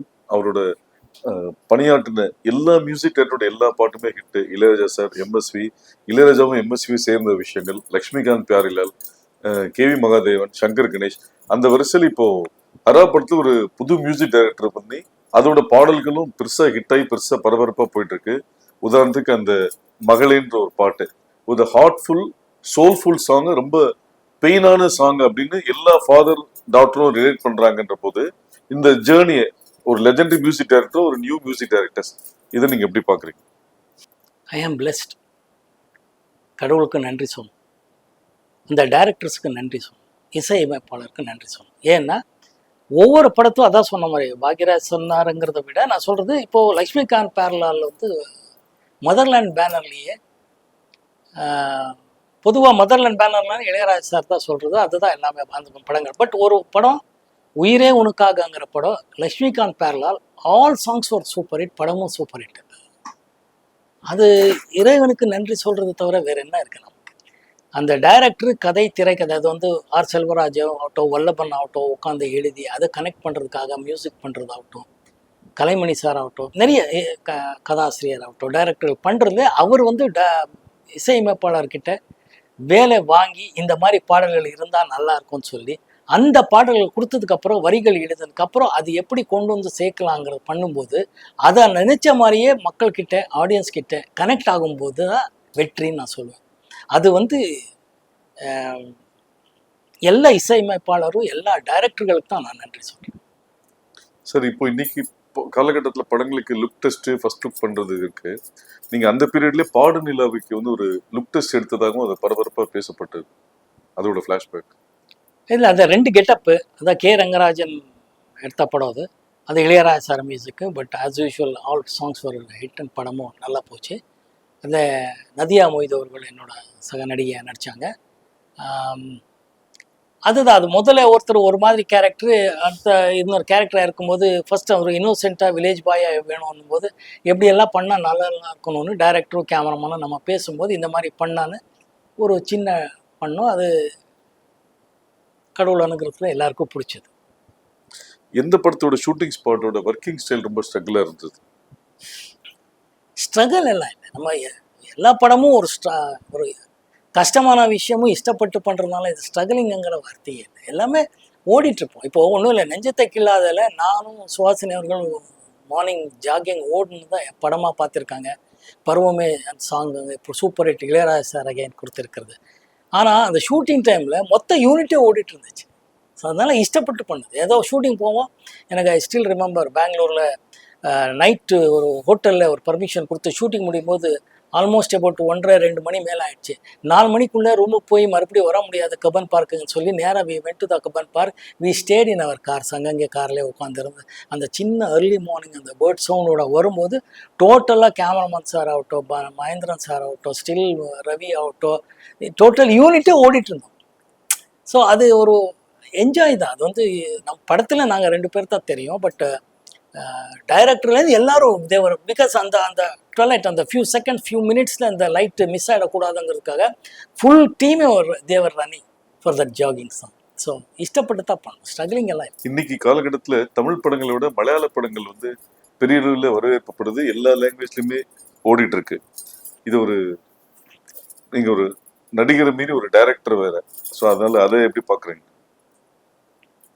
இல்லைப்பா, மலையாளம் படத்தில் நான் இவ்வளோ நேரம் சொன்னதான் டைரக்டர் வந்து புது களம் கதையாக மலையாளம் இருக்கும், மலையாளம் வாசனை இருக்கும் எல்லா படமும். நம்ம ஓடிடி பிளாட்ஃபார்மில் பார்த்தீங்கன்னா இப்போ கொரியன் ஃபிலிம்ஸ்ன்னு சொல்கிறோம், சைனீஸ் ஃபிலிம்ஸ்ன்னு சொல்கிறோம், பெங்காலி ஃபிலிம்னு சொல்கிறோம், சப்டைட்டிலோட நாங்களே பார்க்குறோம்.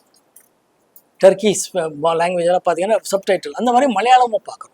ஸோ ஏன்னா அவங்களோட கதை திரைக்கதை வசனம் அவ்வளோ நல்லா இருக்குங்கிறதா, அது இயக்கிக்கிறதா. அகெயின் அந்த வசனத்தை எப்படி நம்ம வந்து ஆடியன்ஸ் கனெக்ட் பண்ணுறது வந்து டைரக்டர்கள் பண்ணிகிட்ருக்காங்க. So we connect with the film. நிறைய நல்ல படங்கள் வந்துட்டுருக்கு. I'm so happy to see those films. Sir, Varadaraja Mudaliar சாரை நீங்கள் சந்திச்சதாகவும் அவங்க குடும்பத்தினர் வந்து உங்களோட ஃபேன்ஸ் வந்து ஃபேன்ஸ்ன்னு சொல்லி ஒரு பதிவு இருக்குது. இதை அந்த மூமெண்ட்ஸ் அது ஒரு ஹாப்பி மூமெண்ட் தான். நான் ஷூட்டிங்கில் இருக்கும்போது லேண்ட்லைனில் ஃபோன் வந்தது வீட்டுக்கு. மோகன் சார் இருக்கிறாரான்னு கேட்டாங்க. யாருங்க? ஆமாம் நான் தான் பேசுகிறேன்னு சொன்னதும் நான் வரதராஜ் முதலியார் பேசுகிறேன். அப்படியே ஷாக். ஏன்னா அப்போ தான் அவரை பற்றியெல்லாம் கேள்விப்பட்ட ஒரு நல்ல விஷயம். இதை வந்து நாயகன் முன்னாடி நான் சொல்கிறேன். அப்போ வந்து நான் உங்களை பார்க்கணும் பேசணும்னு ஆசைப்பட்றேன்னா, நான் ஃபஸ்ட்டு என்ன இது எப்படி நம்ம ஷூட்டிங்கில் நம்ம ப்ரொடக்ஷன் மேனேஜர்கள் சொல்லி யாராவது பேசுகிறாங்களாங்கிற அளவுக்கு ஒரு டவுட். ஏன்னா எதிர்பார்க்கவே இல்லை. அப்புறம் நானே வரேன் சார், நான் என்ன இல்லை பரவாயில்ல நாங்கள் வரோம் அப்படின்னு. இல்லை நான் வரேன்னு சொன்னேன். இப்போ மந்தவள்ளி சிங்கப்பூர் பங்களான்னு ஒரு ஷூட்டிங் ஹவுஸ் இருக்கும். அங்கே ரெகுலராக ஒரு நாளைக்கு 2-3 படம் அங்கே ஷூட்டிங் நடத்துகிற மாதிரி ஒரு சூழ்நிலை காலங்கள். அப்போது நான் வந்து போயிட்டு வரேன்னு சொல்லி நானே வரேன்னு சொல்லி அவர் வீட்டுக்கு சாந்தம் கிட்ட ஒரு வீடு, அப்போ அங்கே போய் அவரை பார்த்தேன். அப்போ தான் அவர் பாம்பேலேருந்து இங்கே வந்து இருந்திருந்த டைம். எவ்வளோ பெரிய விஷயம். அவர் நல்லா ஒரு வேட்டியும் நல்லா ஹாஃப் பனியன் கட்டி அப்படியே இருப்பார். பக்கா ஒரு நல்லா அப்படி பட்டையோடு அப்படி உட்காந்துருந்தார். போனது ரொம்ப ஹாப்பியாக. உங்கள் ஃபேமிலியெல்லாம் சொல்லி என்னென்னா என்னோடய ஃபேன்ஸ் என்னோடய பாடல்கள் என்னோடய படங்கள் பார்த்து ரொம்ப ரசிச்சிருக்கோம், உங்களை பார்க்கணும்னு சொல்லியிருக்கேன். அப்போ தான் அந்த மும்பைலேருந்து அவர் இங்கே வந்து தங்கிட்டு இருந்தார் நேரம். ரொம்ப பெருமையாக இருந்துச்சு, ரொம்ப ஹாப்பியாக இருந்துச்சு. அந்த வயசுலேயே அவர் கேஷுவலாக பேசும்போது என்னால் அவர் அவ்வளோ ஃபிட்டாக இருந்தார். ஏன்னா பாருங்கன்னு அப்படியே பஸ்கி எடுத்தார். சார் நீ என்ன சார் ஐயோன்ற? நான் இல்லை தம்பி, இப்படி இருந்தால் தான் நீங்களும் இருக்க முடியும், நீங்களும் நல்லா இருக்க முடியும், நீங்கள் அப்படி இருக்கீங்க, நல்லா இருக்கீங்க, அது இதெல்லாம் சொல்லி நம்ம எந்த டென்ஷனில் இருந்தாலும் பாம்பேல உங்கள் VHS போட்டு பார்ப்போம், ஹாப்பியாக பார்ப்போம். உங்கள் படங்கள்லாம் எங்களுக்கெல்லாம் அவ்வளோ பிடிக்கும்னு அவர் ஃபேமிலியெல்லாம் அறிமுகப்படுத்தார். அந்த தாய் எவ்வளோ அவ்வளோ பெரிய பூஜாரம் போய் நான் பூஜாரம் என்னை கூட்டிகிட்டு போகணுங்க. நாங்கள் ரொம்ப எக்ஸ்ட்ரானரி ஃபீலிங். அது 2-3 தடவை பார்த்துருக்கேன். 2-3 தடவை ஒரு அந்த வீட்டில் தான் நான் பார்த்துருக்கேன். எப்போ வரும் உங்களுக்கு என்ன வேணும்பார். நான் ஒன்றும் வேணாம் சார், உங்கள் அன்பு போதும்பார். பட் இருந்தால் இல்லைங்க, எங்களெல்லாம் இவ்வளோ ஹாப்பியாக வச்சுட்டு இருக்கீங்க நீங்கள். எங்கள் ஃபேமிலியே உங்களை பாருங்கள் பார்க்க வந்திருக்காங்க. எல்லாரும் அவங்க ஃபேமிலியை வந்து நிற்கும், பேசுவோம், எல்லாருக்கிட்டையும் பேசுவேன். அதுக்கே ஆண்டவனுக்கு நன்றி. இவங்களெல்லாம் ஹாப்பியாக வச்சுக்கிட்டு காரணமாக இருக்கிற எங்கள் படங்கள். அதை வந்து ப்ரொடியூசரு, டைரக்டர்கள் அவங்களுக்கு நன்றி, இவங்களுக்கு நன்றி. ரொம்ப எக்ஸ்ட்ரானரி மெமரிஸ். அது எங்களுக்குள்ளே இருக்கிற ஒரு மெமரிஸ் தான். எம்ஜிஆர் சாருக்கும் உங்களுடான நட்பு, அவருக்குள்ள அட்வைஸ், அந்த சுவாரஸ்யமான சம்பவம்.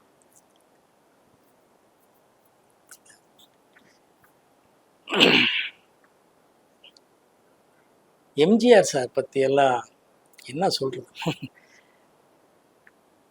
எக்ஸ்ட்ரானரி முதலமைச்சர், எக்ஸ்ட்ரானரி அட்மினிஸ்ட்ரேட்டருங்கிறது போக அவரை நம்ம படம் பார்த்து ரசித்த விதங்கள் தான் எனக்கு ரொம்ப ஹாப்பியாக இருந்துச்சு. அப்போது ஜெமினி ஃபிலிம் சேம்பரும் அப்புறமா நம்ம நடிகர் சங்கத்தில் தான் ப்ரொஜெக்டர் சினிமா ப்ரிவ்யூ தியேட்டர்ஸ் இருக்கும். நம்ம படங்கள் பார்க்க வருவார். நான் ஷூட்டிங்கில் இருப்பேன், ப்ரொடியூசர் சொல்லுவார் இன்றைக்கி சிஎம் வந்துட்டுருக்கார் பார்க்க சொல்லிட்டுருக்கார்.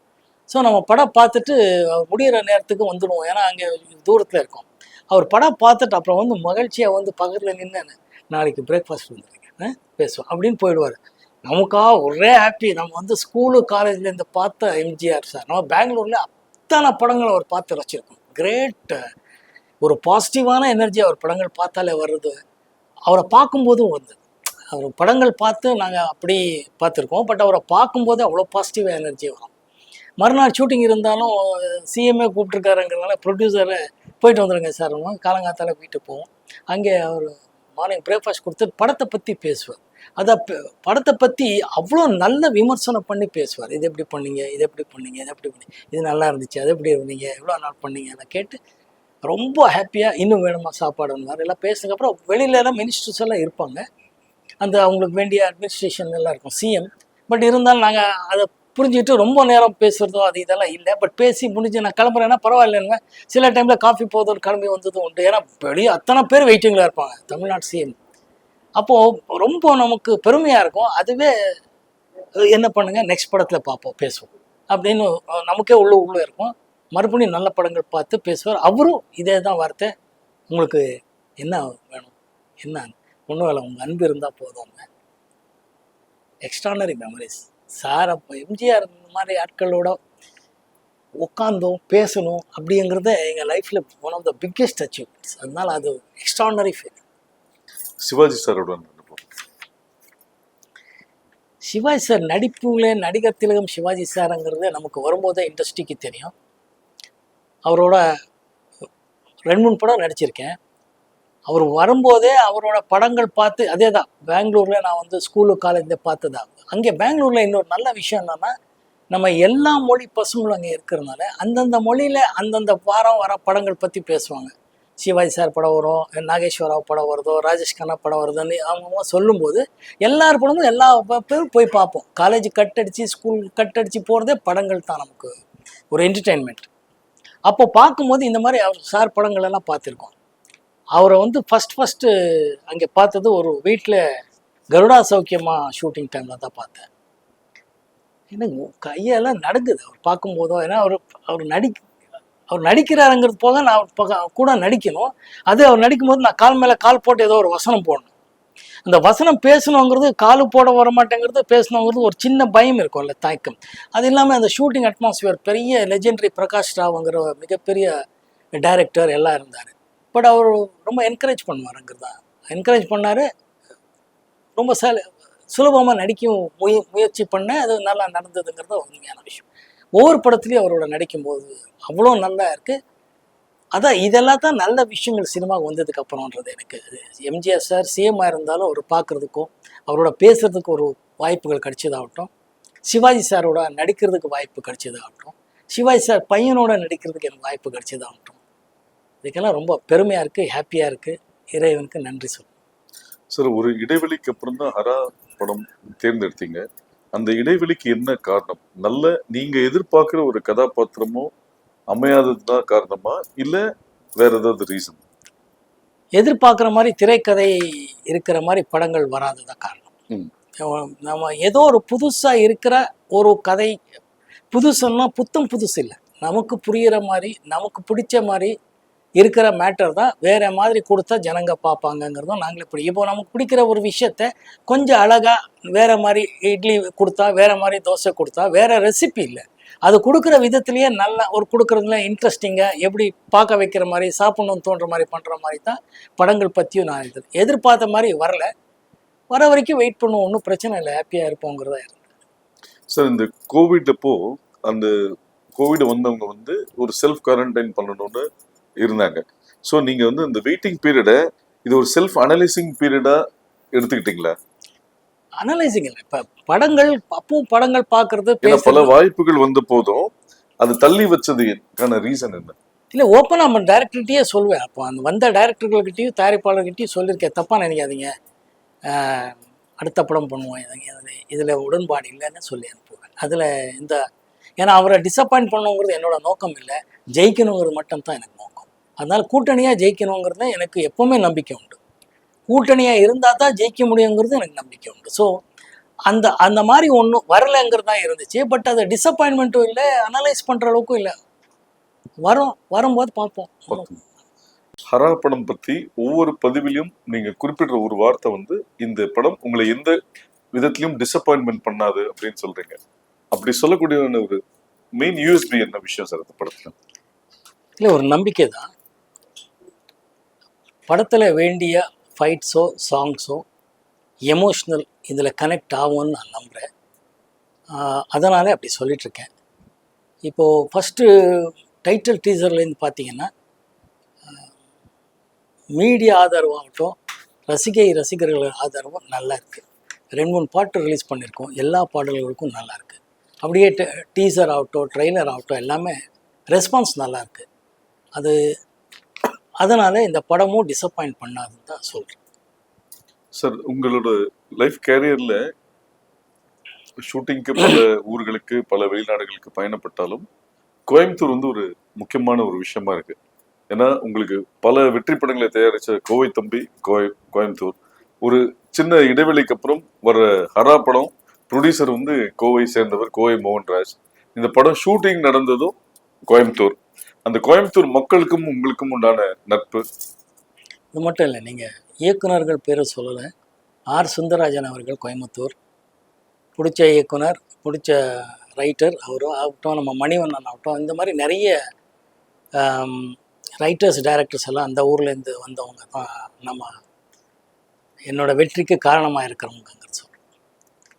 ஸோ அங்கே மக்கள் பொதுவாகவே ரொம்ப அமைதியாக இருப்பாங்கங்கிறதும், ஊட்டிக்கு போகும்போது அங்கே இறங்கி அவங்களோட பழகின காலத்துலேருந்து இன்றைக்கி வரைக்கும் ரொம்ப ஹாப்பியாக எனக்கு அவ்வளோ ஆதரவு கொடுத்துட்ருக்காங்க. இந்த படத்துக்கும் அவங்க கொடுத்த ஆதரவு மிகப்பெரிய விஷயம். லொக்கேஷன்ஸ் ஆகட்டும், போலீஸ் டிபார்ட்மெண்ட் ஆகட்டும், நண்பர்கள் ஆகட்டும், எல்லாமே they have gone out of their way to help ஹரா ஷூட்டிங். ஸோ அதனால எனக்கு கோயம்புத்தூர் கொஞ்சம் ஸ்பெஷலாக எப்போவுமே மனசில் இருக்கும். கோவை தம்பி சாருக்கு உங்களுக்கு உண்டான ரிலேஷன்ஷிப்? கோவை தம்பி சார் சொன்ன மாதிரி கோவை சேர்ந்தவர், என்னோட நிறைய ஹிட் படங்கள் தயாரித்த ப்ரொடியூசர்.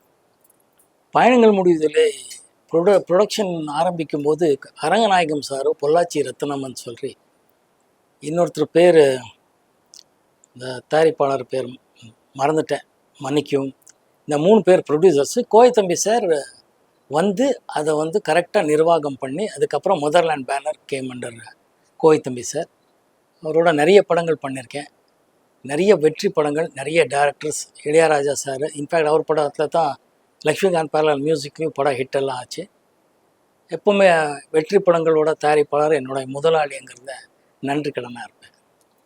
சார், நீங்கள் ஏர்லியாக ஒர்க் பண்ண நிறைய டைரக்டர்ஸ், இப்போது விஜய் ஸ்ரீ, வெங்கட் பிரபு, இந்த இவங்களுக்குள்ள இருக்க என்ன டிஃப்ரென்ஸ் பார்க்குறீங்க? குவாலிட்டி ஆகட்டும், நாலேஜ் ஆகட்டும், நீங்கள் எப்படி பார்க்குறீங்க? இல்லை, அப்டேட் ஆகுறதான். ஒரு 10 years 15 yearsக்கு ஒரு generations of artist, producers, technicians வருவாங்க.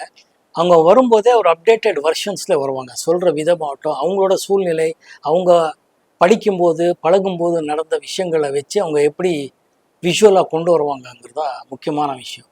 அந்த விஷயத்தில் விஜய் ஸ்ரீ ஆகட்டும், வெங்கட் பிரபு ஆகட்டும், இன்றைக்கி ரொம்ப அப்டேட்டட் வெர்ஷனில் எடுத்துகிட்ருக்காங்க. அது ரொம்ப ஹாப்பியாக இருக்குது. டிஜிட்டல் மோடில் ரொம்ப ஹாப்பியாக இருக்குது. உங்களோட ஃபிட்னஸ் சீக்ரெட்னா என்ன சொல்லுவீங்க? டிசிப்ளின். அதுதான் இப்போ சமீபத்துல பாக்யராஜ் சார் சொல்லும்போது சினிமால வந்து பார்ட்டிகள் வந்து தவிர்க்க முடியாத ஒரு விஷயம். ஆனா அந்த எல்லா பார்ட்டிக்கும் கலந்துக்கிற விஷயம் வந்து சினிமாக்குன்னு சில சம்பிரதாயங்கள் இருக்கு. அதுல எதுலயுமே வந்து மோகன் வந்து கலந்துக்க மாட்டாருன்னு சொன்னாரு. இது ஒரு ரீசனா இருக்குல்ல? இல்லை, அது ஒரு ரீசன். பட் பொதுவாக ஒரு எதுவுமே டென்ஷனாக தலைக்கு எடுத்துக்கிட்டு ரொம்ப டென்ஷன் ஆக மாட்டேன். Because I always believe in God's grace, destiny. என்ன சொல்லுதோ அதான் நடக்குங்கிற நம்பிக்கை இருக்கிறவன். இன்னொன்று, பேசிக்கலி மற்றவங்களுக்கு கொஞ்சம் போரு, நான் நல்லா இருக்கேன், கொஞ்சம் எக்ஸசைஸு, கொஞ்சம் சாப்பாடு, அதெல்லாம்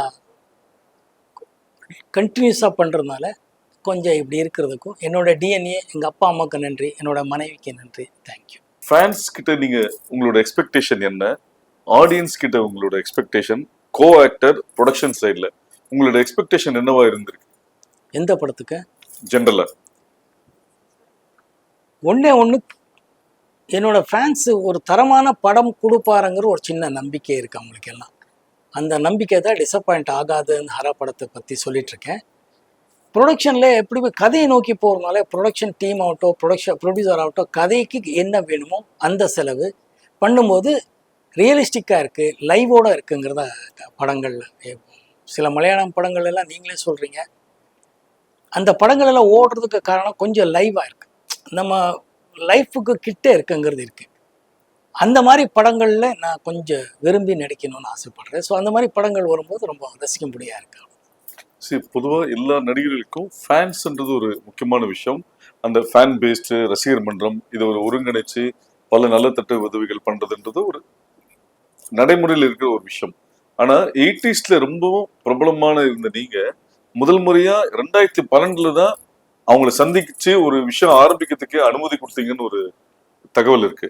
பிளஸ் 2014 இருந்து இன்னைக்கு வரைக்கும் உங்களோட பிறந்தநாள் மே 10ன்றதுனால ஒரு 10ஆம் தேதியும் உங்க ரசிகர்கள் வந்து நலத்திட்ட உதவி பண்றாங்க.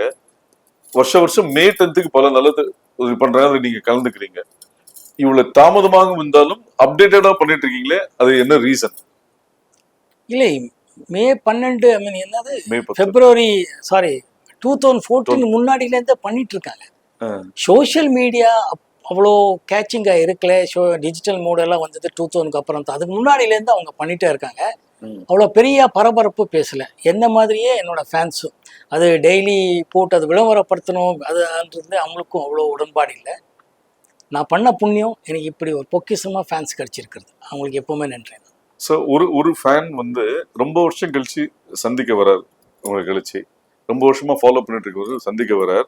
அப்போ கூட இருக்கவங்க சொல்றாங்க, நீங்க போய் சந்திக்காதீங்க, உங்களுக்கு அவர் ரொம்ப பிடிக்கும், அவருக்கு உங்களுக்கு ரொம்ப பிடிக்கும்னு சொல்றீங்க, அவர் உங்க பேர் கரெக்டா சொல்றாரான்னு பார்க்கலான்ற போது லிஃப்ட் திறந்து வந்து நீங்க அவர் பேரை வந்து இன்னும் கருணாகரன் எப்படி இருக்கீங்க அப்படின்ற மாதிரி ஒரு விஷயம் நடந்ததா ஒரு பதிவு இருக்கு. அதோட பேக்ட்ராப் என்ன? ஏங்க, ஃபேன்ஸ் எப்படிங்க மறக்க முடியும்? பேசிக் என்னன்னா, இன்னைக்கு வரைக்கும் அவங்க தான் என்னோட இருக்காங்க. அவங்க சில நாட்கள் வரலாம், போகலாம், மீட் பண்ணாமல் இருக்கலாம், விஷயங்கள் வேறு வேறு, ப்ரியாரிட்டிஸ் வேறு. ஸோ அப்படி போயிட்டு வரும்போது அவங்கள மறக்கவே முடியாது, மறக்கவும் மாட்டேன். மறந்தால் அது ஒரு விஷயமே வேறு. Because they're so genuinely involved with actor மோகனுங்கிறதுனால I am so happy to be associated with them. So ஒருத்தர் 2 பேர் இல்லை, அவங்க பண்ணுற விஷயத்துக்கு, அவங்க ஃபேன்ஸ் கிளப்பில் அவங்க பண்ணிகிட்ருக்கிற விஷயத்துக்கு நான் வந்து அவங்கள பேர் சொல்லி கூப்பிடுறேங்கிறதெல்லாம் ஜுஜுபி. அவங்க மிகப்பெரிய விஷயங்கள் அவங்க பண்ணிகிட்ருக்காங்க. ஸோ சரி, பொதுவாக ஒரு ஃபேன்ஸ்ன்றவங்க ஒரு கட்டத்தில் நான் உங்க கூட தங்கிடுறேன், உங்க கூட இருக்கிறேன்னு சொல்லும் போது உனக்குன்னு ஒரு லைஃப் இருக்கு, நீ உங்க ஃபர்ஸ்ட் ஃபேமிலியை பார்க்கணும் அப்படின்னு சொல்லி அட்வைஸ் பண்ண ஒருத்தர் பாலமுருகன் ஒருத்தர் இன்னைக்கு தேனியில மெடிக்கல் ஷாப் வச்சிருக்காரு. கோகுலகிருஷ்ணன்றவர் வத்தலகுண்டில் ப்ரொஃபஸரா இருக்காரு. அப்புறம் வந்து ஒரு புதுக்கோட்டை சேர்ந்த ஒரு மாற்றுத்திறனாளி ஒரு அம்மா வந்து அனுசியா வந்து உங்க எல்லா படங்கள் பிள்ளைநிலா ரிலீஸ் தவிர, ஏன்னா அன்னைக்குதான் அவங்களோட டெலிவரி ஆனதாகும், அதை தவிர மீது எல்லாமே ரிலீஸ் அன்னைக்கு பார்த்துருக்காங்க. இப்படிப்பட்ட ஒரு ரசிகர்கள் வந்து கிடைச்சதுக்கு நீங்க எப்படி ஃபீல் பண்றீங்க?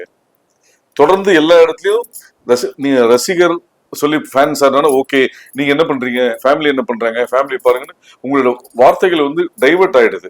அதுக்கு ஒரு ரீசன் என்ன? இல்லை, நான் பண்ண புண்ணியம், இதுக்கு மேலே வார்த்தைகள் இல்லை. இதெல்லாம் உணர்வு பூர்வமான விஷயங்கள். அவங்க முதல்ல இருந்தே நம்ம சொல்லிட்டு இருக்கிறது ஒவ்வொருத்தரும் ஜெயிக்கிறதுக்கு காரணம் அவரும் அவரோட குடும்பம் சூழ்நிலைகள் இருக்குங்கிறது தான். நான் என்னோட ஃபேன்களுக்கு முதலேருந்தே சொல்லிட்டு இருந்தது படங்கள் பாருங்கங்கிறத நான் எனக்கு எப்பவுமே உடன்பாடு இருக்கு. ஆனால் என்னையே ஃபாலோ பண்ணிட்டு அவங்க லைஃப் அவங்க கெடுத்துட்டு கூடாது. ஸோ படிக்கணும், வேலைக்கு போகணும், அவங்க குடும்பத்தை பார்க்கணும், அப்பா அம்மா ஆகட்டும், அதுக்கப்புறம் மனைவி மக்களை பார்க்கணும். அதோட நம்ம படங்களும் பாருங்கங்கிறத நான் ரெக்வெஸ்ட் பண்ணிட்டு இருந்தது. எத்தனையோ பேர் அதை ஃபாலோ பண்ணி இன்னைக்கு வாழ்க்கையில ஜெயிச்சிருக்காருங்க கேட்கும் போது எனக்கு கர்வமா இருக்கு, பெருமையா இருக்கு. அது மாதிரி மலேசியால ஒரு மறக்க முடியாத ரசிகை, அவங்க வந்து ஒரு இஸ்லாமிய பெண், உங்க போட்டோவை டாலரா வச்சிருக்காங்க. அப்படி அதை எப்படி பாக்குறீங்க? அந்த தாய்க்கு நன்றி சொல்லணும், வேற என்ன சொல்றது. அவர் வீட்டுக்காரர் எப்படி சொல்றதுன்னே தெரியல. அந்த அம்மா வந்து இங்க அதை காட்டிட்டு பையன் சொல்றா பாருங்க பாருங்கன்னு சொல்ல காட்டுமான்னாங்க. காட்டினா ஒரு இஸ்லாமிய பொண்ணு இந்தியாவிலேருந்து வெளியூருக்கு போயிருக்காங்க. அவங்க அதை படிக்கும்போதோ பார்க்கும்போதோ என்னை பார்த்து பிடிச்சிருக்குங்கிற ஒரே காரணத்துக்காக புருஷன்கிட்ட சொல்லி, புருஷன் எவ்வளோ பெரிய மகான் மாதிரி என்னை பொறுத்தவரை. ஏன்னா வச்சுக்குமா மோகன் தானே, எனக்கும் பிடிக்கும், ஒன்றும் பிரச்சனை இல்லைம்மான்னு சொல்லி குடும்பம் நடத்தி இப்போது சமீபத்தில் கூட்டிகிட்டு வந்தாங்க. என்னன்னு அப்புறமா தான் தெரியும், அவர் அந்த அம்மா கொஞ்சம் உடம்பு சரியில்லைன்னு. ஸோ அவரை இந்த ரொம்ப நாளாக ஆசைப்பட்டுட்டு இருக்கு. ஏன்னா என்னோட பாடல்கள் கேட்டு தான் நைட் தூங்குவாங்க. பையன் தான் போட்டு விடுவாங்க டெய்லி, சிடி ஆகட்டும் இதெல்லாம். ஸோ அந்த மாதிரி இருக்கிறது கேட்டால் அவங்க உடம்பு சரியில்லை. அதனால அவங்களோட ஆசை எப்படியாவது போய் காட்டணும்னு சொல்லி போய் காட்டிட்டு வா மோகன் சாரான்னு இங்கே வந்திருந்தாங்க. அந்த குடும்பத்துக்கே நான் நன்றி சொல்லணும். ஏன்னா மதம் தாண்டி மொழி தாண்டி அதெல்லாம் வேற, நம்ம ஜாதியோ மதமோன்றது இல்லை. என்னோட ஃபேன்ஸுகள் எத்தனையோ பேர் இஸ்லாமியர்கள் இருக்காங்க, கிறிஸ்டியன்ஸ் இருக்காங்க, இந்துக்கள் இருக்காங்க, அதை பற்றி எல்லாம் இல்லை. ஆனால் இந்த அம்மா ஒரு ஒரு இங்கேருந்து போய் வேற ஒரு நாட்டில் வாழ்ந்து அங்கேயும் நம்மளை பற்றி பாடல்களோ படங்களோ பார்த்து நான் நடிக்காத டைம்லேயும் என்ன இவங்களெல்லாம் கொண்டாடி இருக்காங்கன்னா நன்றி தவிர வேற என்ன சொல்லவே தெரியல. நிச்சயமா சார். 77 கோகிலா, 80 மூடு பணி, ஒரு 7 இயர்ஸ் கேப்ல ரெட்டைவால் குருவி. அந்த கேப் என்ன? அதுல வந்து மூடு பணி கோகிலாக்கு அப்புறம் பாலுமேந்திரா சார்ட்ட பண்ணும்போது நீங்க உங்களை எந்த அளவுக்கு அப்டேட் ஆயிட்டீங்க? அந்த எக்ஸ்பீரியன்ஸ் எப்படி இருந்தது ரெட்டைவால் குருவி? சார் பாலு மகேந்திரா சார் கிட்ட பார்த்தீங்கன்னா பொதுவாக அவர் படத்தில் எல்லாரும் சிறப்பாக தான் நடிச்சிருப்பாங்க. ஏன்னா அவர் சொல்லி கொடுக்குற விதம் அப்படி. எப்படி ஒரு ஆர்டிஸ்ட் கிட்ட ஒரு பெர்ஃபார்மன்ஸ் வாங்கணுங்கிறது அவருக்கு எக்ஸ்ட்ரானரியாக தெரியும். ஏன்னா அதான் சொன்னேன், அவர் editor, story, screenplay, dialogue, direction போக கேமராமேன், எவ்ரிதிங் இன்வால்வ்ஸ் இந்த ப்ரொடக்ஷன் எல்லாமே. நான் வந்து கோகிலா பண்ணும்போது ரொம்ப நியூகமர், எனக்கு எதுவுமே தெரியாது. மூடு பணியிலையும் கிட்ட அதுதான். ரெட்டைவால் குருவி வெரி டிஃபிகல்ட் ரோல் ஆக்சுவலாக. அது ரொம்ப காமெடியாகவும் ஆகிடக்கூடாது, வில்லனாகவும் ஆகக்கூடாது. ஒரு பொண்டாட்டி இருக்கும்போது இன்னொரு பொண்ணை ஓட சம்சாரம் பண்ணுறான், ஒரு ஃபேமிலி நடத்துகிறான், ப்ரெக்னென்ட் ஆகுறதுன்னா பொதுவாக யாரும் ஒத்துக்க மாட்டாங்க. எப்படி பண்ணலாம் அப்படிலாம். அதை வந்து டைரக்டர் ரொம்ப பிரமாதமான ஒரு ஒர்க்கிங் அந்த ஒரு ரோப். அது இட்ஸ் வெரி டிஃபிகல்ட். இப்படி பண்ணால் அப்படி ஆகிடும், அப்படி பண்ணால் அப்படி ஆகிடும். ஒன்றும் வில்லன் மாதிரி ஆகிடும், இல்லைன்னா ரொம்ப காமெடி மாதிரி ஆகிடும். இது ரெண்டுமே இல்லாமல் ஃபென்டாஸ்டிக் என்டர்டெய்னர் பர்ஃபார்மன்ஸ் வாங்கினது பாலு சார் தான். டோட்டல் கிரெடிட் அவருக்கு தான். அது அவர் சொல்லி கொடுத்தது, அவர் சொன்னதை நான் புரிஞ்சுக்கிட்ட விதம் பண்ணதான் ஒரு பெரிய யூனிவர்சிட்டிக்கு போயிட்டு வந்த மாதிரி தான் அவரோட படங்கள் எல்லாம் நடிக்கும்போது கற்றுக்கிற விஷயங்கள். So junior. ஒரு மேக்கப் இருக்காது, ஒன்றுமே இல்லை, ஃபேஸ் வாஷ் பண்ணிட்டு வாங்கன்பாரு. ஒரு லைட்ஸ் இருக்காது. அவரோட கேமரா அது எப்படி அவ்வளோ அழகாக எல்லா ஆர்டிஸ்ட்டும் ஷூட் பண்ணிட்டு இருந்தாருன்னு இது வரைக்கும் தெரியாத ஒரு உண்மை. அந்த டைம்லேயே மிகப்பெரிய கேமரானாலையும் முடியாதது அவர் செஞ்சு காட்டார். அது மிகப்பெரிய விஷயம். ஐ எம் ஸோ லக்கி. சார், ஒரு கலைஞனுக்கும் தன்னோட முதல் படம் ரொம்ப முக்கியமான ஒரு படம். உங்கள் முதல் படத்தோட போஸ்டர் பார்த்தீங்கன்னா மகேந்திரன், இளையராஜா, அசோக் குமார், நீங்கள் 2 பேரும் ஜாகிங் வர மாதிரி ஒரு ஸ்டில்லு. அந்த டிசைனை பார்த்தோன்னே என்ன இம்பேக்ட் இருந்தது? ரொம்ப ஹாப்பியாக இருந்துச்சு. அந்த படம் உருவான விதம் ரொம்ப ஹாப்பி. ஏன்னா அது எத்தனையோ விதத்தில் ரொம்ப புரட்சி பண்ண ஒரு படம், நெஞ்சத்தை கிள்ளாது. அந்த டைமில் தேவி செட்டியார் அவங்களுக்கும் இந்த டைமில் நன்றி சொல்ல கடமைப்பட்டிருக்கேன். அவங்க தான் அதை ப்ரொடியூஸ் பண்ணாங்க. அந்த படத்தை தான் ஃபஸ்ட் டைம் தேவி தியேட்டரில் இவ்வளோ பெரிய பெரிய பிளாக் அண்ட் ஒயிட்டில் ஸ்டில்ஸ் போட்டாங்க. ஃபஸ்ட் டைம் ஸ்டில்ஸ் ரவி போட்டது அப்படி பண்ணாங்க. It was very very very popular. அந்த டைமில் அவ்வளோ பாப்புலராக பேர் வாங்கிச்சு. ஏன்னா அர்லி மார்னிங்கில் அந்த மாதிரி ஒரு ஷார்ட்ஸு எக்ஸ்ட்ரானரியாக இருந்துச்சு எங்களுக்கு தான். அந்த டைமில் தான் எனக்கு தெரிஞ்சு ஃபஸ்ட் டைம்னு எனக்கு தெரியல, பட் ரொம்ப ரேராக தான் ட்ரெய்லர் விடுவாங்க அப்போல்லாம். பட் இந்த நஞ்சு தைக்கலாத அந்த பாட்டு பருவமே பாட்டை வச்சு ஒரு ட்ரெய்லர் ஷார்ட்ஸ் விட்டுருந்தார் லெனின் சார், கிரேட் எடிட்டர். அவருக்கும் நன்றி சொல்ல கடமைப்பட்டிருக்கேன். அது எல்லாமே ரொம்ப புதுசாக இருந்துச்சு எங்களுக்கு. எல்லாமே த்ரில்லிங் ஒரு ஃபீலிங் தாப்போம். பிரதாப் போதன் ஆகட்டும், சுஹாசினி ஆகட்டும், சரத்பாபு சார் ஆகட்டும், நிறைய பேர் அந்த கூட்டணி, பிரதாப், சுஹாசினி, நான், சரத்பாபு, அப்புறமா அந்த சாந்தி வில்லியம்ஸ் அவங்களெல்லாம் நடிச்சிருந்தாங்க. ஸோ எக்ஸ்ட்ரானரியாக ஒரு எக்ஸ்பீரியன்ஸ். மோரோவர் இது எப்படின்னா, ஒரு நல்ல இடத்துக்கு போகும்போது நல்ல பேர் கூட்டிகிட்டு போனால் குழந்தைய அப்படியே கையை பிடிச்சிட்டாலே போதும், குழந்தைய கூட்டிகிட்டு போயிடுவாங்கங்கிற மாதிரி. நான் ஒரு குழந்தைய இருந்தேன், அவங்க வந்து கையை பிடிச்சி அப்படியே கூட்டிகிட்டு போயிட்டு இருந்தாங்கங்கிறதா உண்மையான விஷயம். ராமநாராயணன் சாரோட 7 படங்கள், அந்த எக்ஸ்பீரியன்ஸ். ராம்நாராயண் ஒரு யதார்த்தமான ஒரு சினிமாவே புரிஞ்சுக்கிட்ட ஒரு extraordinary writer, director, distributor, financier, whatever you may say. அவர் வந்து ஒரு படம் பண்ணும்போது இது இத்தனை நாளுக்குள்ளே எடுக்கணும், இது இப்படியெல்லாம் எடுக்கணும், இது எப்படி எடுத்தால் இவ்வளோலாம் செலவாகும், இதோட அவுட்கம் இவ்வளோங்கிறது அப்படி ஒரு கால்குலேட் பண்ணி படத்தை எடுத்துகிட்டு இருந்தார் அவர். அது எனக்கு ரொம்ப பிடிக்கும். ஏன்னா சினிமானாலே காமர்ஸ் தான் பேசிக்கலி. போட்ட பணம் வரணுங்கிறது முதல் இருக்கும். அதில் பேர் புகழும் எவ்வளோ பெரிய சக்ஸஸ் பண்ணணுங்கிறதெல்லாம் இருக்குது. ஒரு சில பேர் ப்ரொடியூசர்ஸ் எல்லாம் பொதுவாக என்ன பண்ணுவாங்கன்னா, எவ்வளோ பணம் செலவு பண்ணி அதுலேருந்து சக்ஸஸ் பண்ணணுங்கிறது இருக்குது. அது ஒரு சார்பான ஒரு type of film making. But Ramnarayan என்றைக்குமே அவர் அப்படி பண்ணவே இல்லை சார். சார் வந்து 100 படங்கள் மேலே இயக்கிய ஒரு டைரக்டர்னா சாதாரணமான விஷயமே கிடையாது. It's not a joke. மிகப்பெரிய சாதனையாளர். அவரோட அத்தனை படங்கள் ஒர்க் பண்ணங்கிறது ரொம்ப பெருமையாக இருக்குது எனக்கு. அவர்கிட்ட நிறைய கற்றுக்கணும். சினிமாவுக்கு என்ன தேவை, சீனுக்கு எவ்வளோ தேவைங்கிறது அவர்கிட்ட தான் கற்றுக்க வேண்டிய ஒரு நல்ல விஷயம். சார், அந்த காலகட்டத்திலே நலம் நலமறி ஆவல், சாந்தி முகூர்த்தம் 2 லேடி டைரக்டர்ஸ் கூட ஒர்க் பண்ணியிருக்கீங்க, ஜெயதேவி, ஸ்ரீபிரியா மேடம். அந்த ஸ்கிரிப்டை செலக்ட் பண்ணதுக்கான ரீசன்? இல்லை, ஸ்கிரிப்ட் போக நலம் நலமறை ஆவல் வந்து பிரபாகர், இப்போது வேலு பிரபாகரன் அவர் பேர், அவர் கேமராமேன். அவருக்காகத்தான் அந்த படமே பண்ணேன். அவர் மிகப்பெரிய டெக்னீஷியன். அந்த டைமில் ஒரு எக்ஸ்ட்ராடினரி இனோவேட்டிவ் ஐடியாஸ் வச்சுருக்கிற ஒரு கேமராமேன் கம் டைரக்டர். ஆக்சுவலி அவருக்காகத்தான் பண்ணேன். ஸ்ரீதேவி, நாங்கள் இண்டஸ்ட்ரியில் வரும்போது ஸ்ரீதேவி ஆகட்டும், ஸ்ரீபிரியா ஆகட்டும், ஸ்ரீவித்யா ஆகட்டும், இவங்களெல்லாம் நமக்கு சீனியர்ஸ். அவங்களெல்லாம் பார்த்து ரசித்து வந்தவங்க. ஜெயசுதா ஆகட்டும், அவங்களெல்லாம் அவங்க வந்து கான்ஷீட் கேட்கும்போது அவங்க ஒரு டீமுக்கு ஒரு படம் பண்ணணும் போது வைநாட்னு சொல்லி கொடுத்ததான் சாந்தி முகூர்த்தம் கான்ஷீட். சார், அந்த காலகட்டத்தில் எல்லா நடிகர்களுக்கும் கலைஞரோட ஒரு படத்தாவது கதைவசத்தை நடிக்கணும்னு ஒரு ஆசை இருக்கும். உங்களுக்கு அது மாதிரி பாசப்பறவைகள்னு ஒரு படம் வந்து அது நீங்கள் உங்கள் சொந்த குரலில் பேசி நடித்து அது பெரிய ஹிட் ஆச்சு. அந்த கலைஞர் வசனம் பேசிய அனுபவம் ப்ளஸ் கலைஞரை சந்தித்த போது உங்களுக்கு கொடுத்த ஃபீட்பேக். கலைஞர் ஐயாவை நான் கோபால்புரம் லாய்ட் ஸ்கூலில் தங்கியிருக்கும் போது கோபால்புரமில் அவர் வீடு அப்போது உண்டு, பேசுகிறது உண்டு. ஏன்னா எம்ஜிஆர் சிஎம்மாக இருக்கும்போது நான் ஐ ஷிஃப்டட் டு கோபால்புரம் லாய்ட்ஸ் ரோடில். அப்போவே அவர் வீட்டுக்கெல்லாம் போய் முரசொலி செல்வம் ஆகட்டும், அமிர்தம் ஆகட்டும், செல்வியம் ஆகட்டும், இவங்களெல்லாம் எனக்கு நல்லா தெரியும்.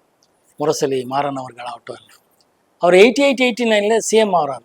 89 அந்த எம்ஜிஆர் பீரியடுக்கு அப்புறம். அப்போ அவருக்குள்ளே இருந்த அந்த பசி, அப்போவும் ஒரு எழுத்தாளர், ஒரு சினிமா டைலாக் ரைட்டர், மேக்கருங்கிறது இருக்கும். அதுக்கு முன்னாடி ஒரு படம் பண்ணும்போதெல்லாம் எப்போ இருக்கோ பார்த்துருக்கோம், பேசிகிட்டு இருப்போம். அப்படியே உருவான படத்தை பாசப்பறவைகள். சிவகுமார் சாரும் நானும் லக்ஷ்மி அம்மா இவங்களெல்லாம் நடிச்சிருக்கோம்.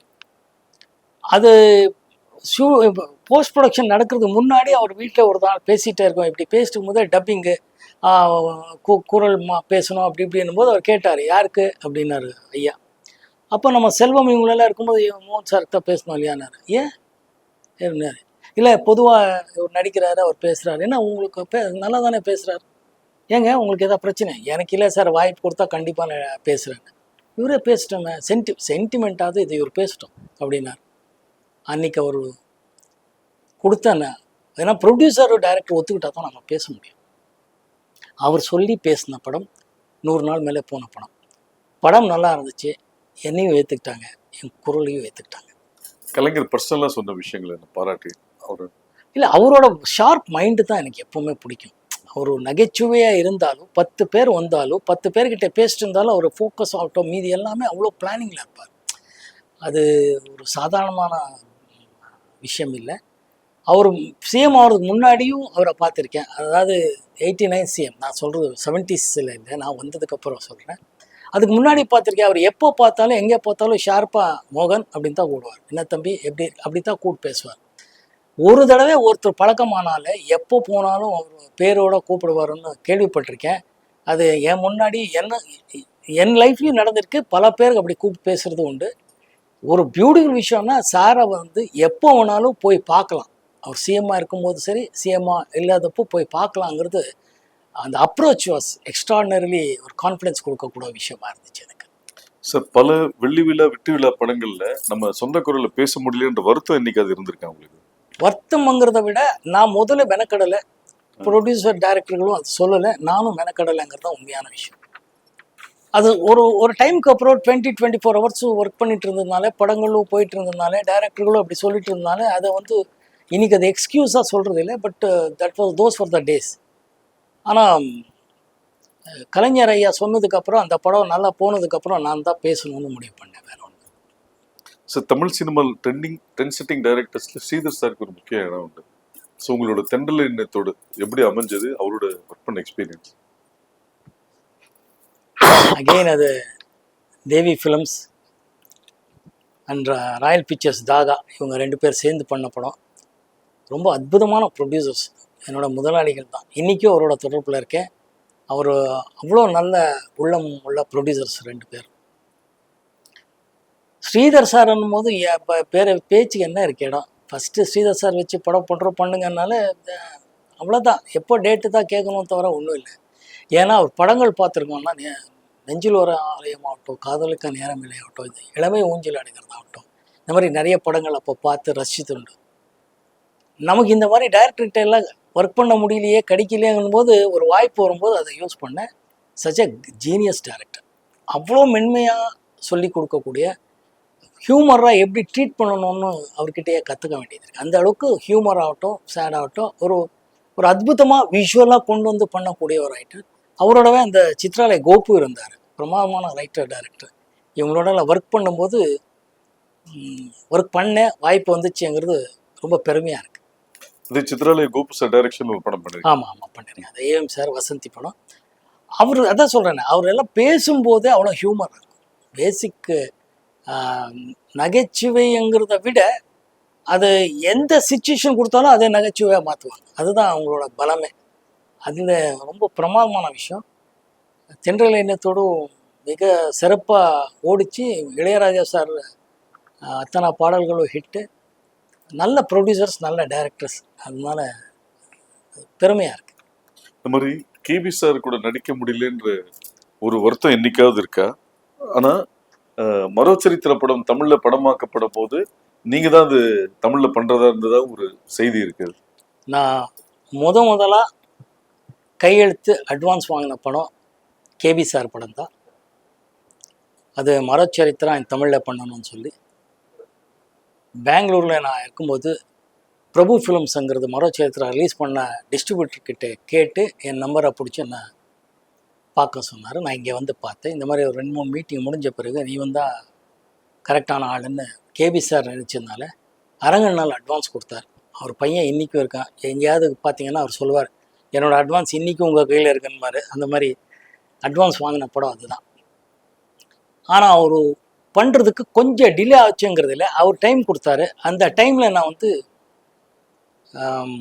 கிழக்கே Pogum Rail Telugu, another great legendary director Bapu sir direct பண்ணுறது தான், தெலுங்கு படம் நடிக்கிறதுக்கு என்ன கூப்பிட்டாங்க. நான் போய் நடிச்சிட்டு வர, இங்கே ஷூட்டிங் எல்லாம் பிளான் பண்ணிட்டு இருந்தார். அப்போது வந்ததும் என்னை தேடுறாரு கேஷுவலாக, எங்கே மோகன் எங்கேனாரு. இங்கே தான் இருக்கான்னு பார்த்தா நான் ஜாலியாக ஒரு மாதிரி எல்லாரும் மத்தியில் நிற்கிறேன். என்னன்னா டோட்டல் மீசையும் மொட்டையும் அடிச்சிருந்தேன். மொட்டை தலை ஷேவ் பண்ணி மீசி எடுத்திருந்தேன். அந்த கிழக்கே போகும் தெலுங்குல ஒரு சீனில் கழுதை மேலே கூட்டிகிட்டு போகும்போது தலையெல்லாம் ஷேவ் பண்ணி, அதுதான் அந்த படத்தோட ஃபினிஷிங் ஷாட்டாக எடுத்து அனுப்பிச்சிட்டாரு. நான் வந்துட்டேன். இப்போ தான் பார்த்து கோச்சிட்டு கண்ணா பின்னான்னு திட்டுறாரு. எவன்டா இதெல்லாம் ஷேவ் பண்ண சொன்னேன். நான் நோ சார், பாப்பு சார், கிழக்கே போகும் ரைட் சார், தெலுங்கு சார், தூர்ப்பு வெள்ளை சார் அப்படிலாம் சொல்கிறேன். அதெல்லாம் இருக்கட்டும். அப்படி இல்லை சார், தட் டாங்கி சீன் சார்ன்ற. இப்போ தான் இத்தனை நாளாக பிளான் பண்ணி படம் பண்ணோன்னு பிளான் பண்ணால் இப்போ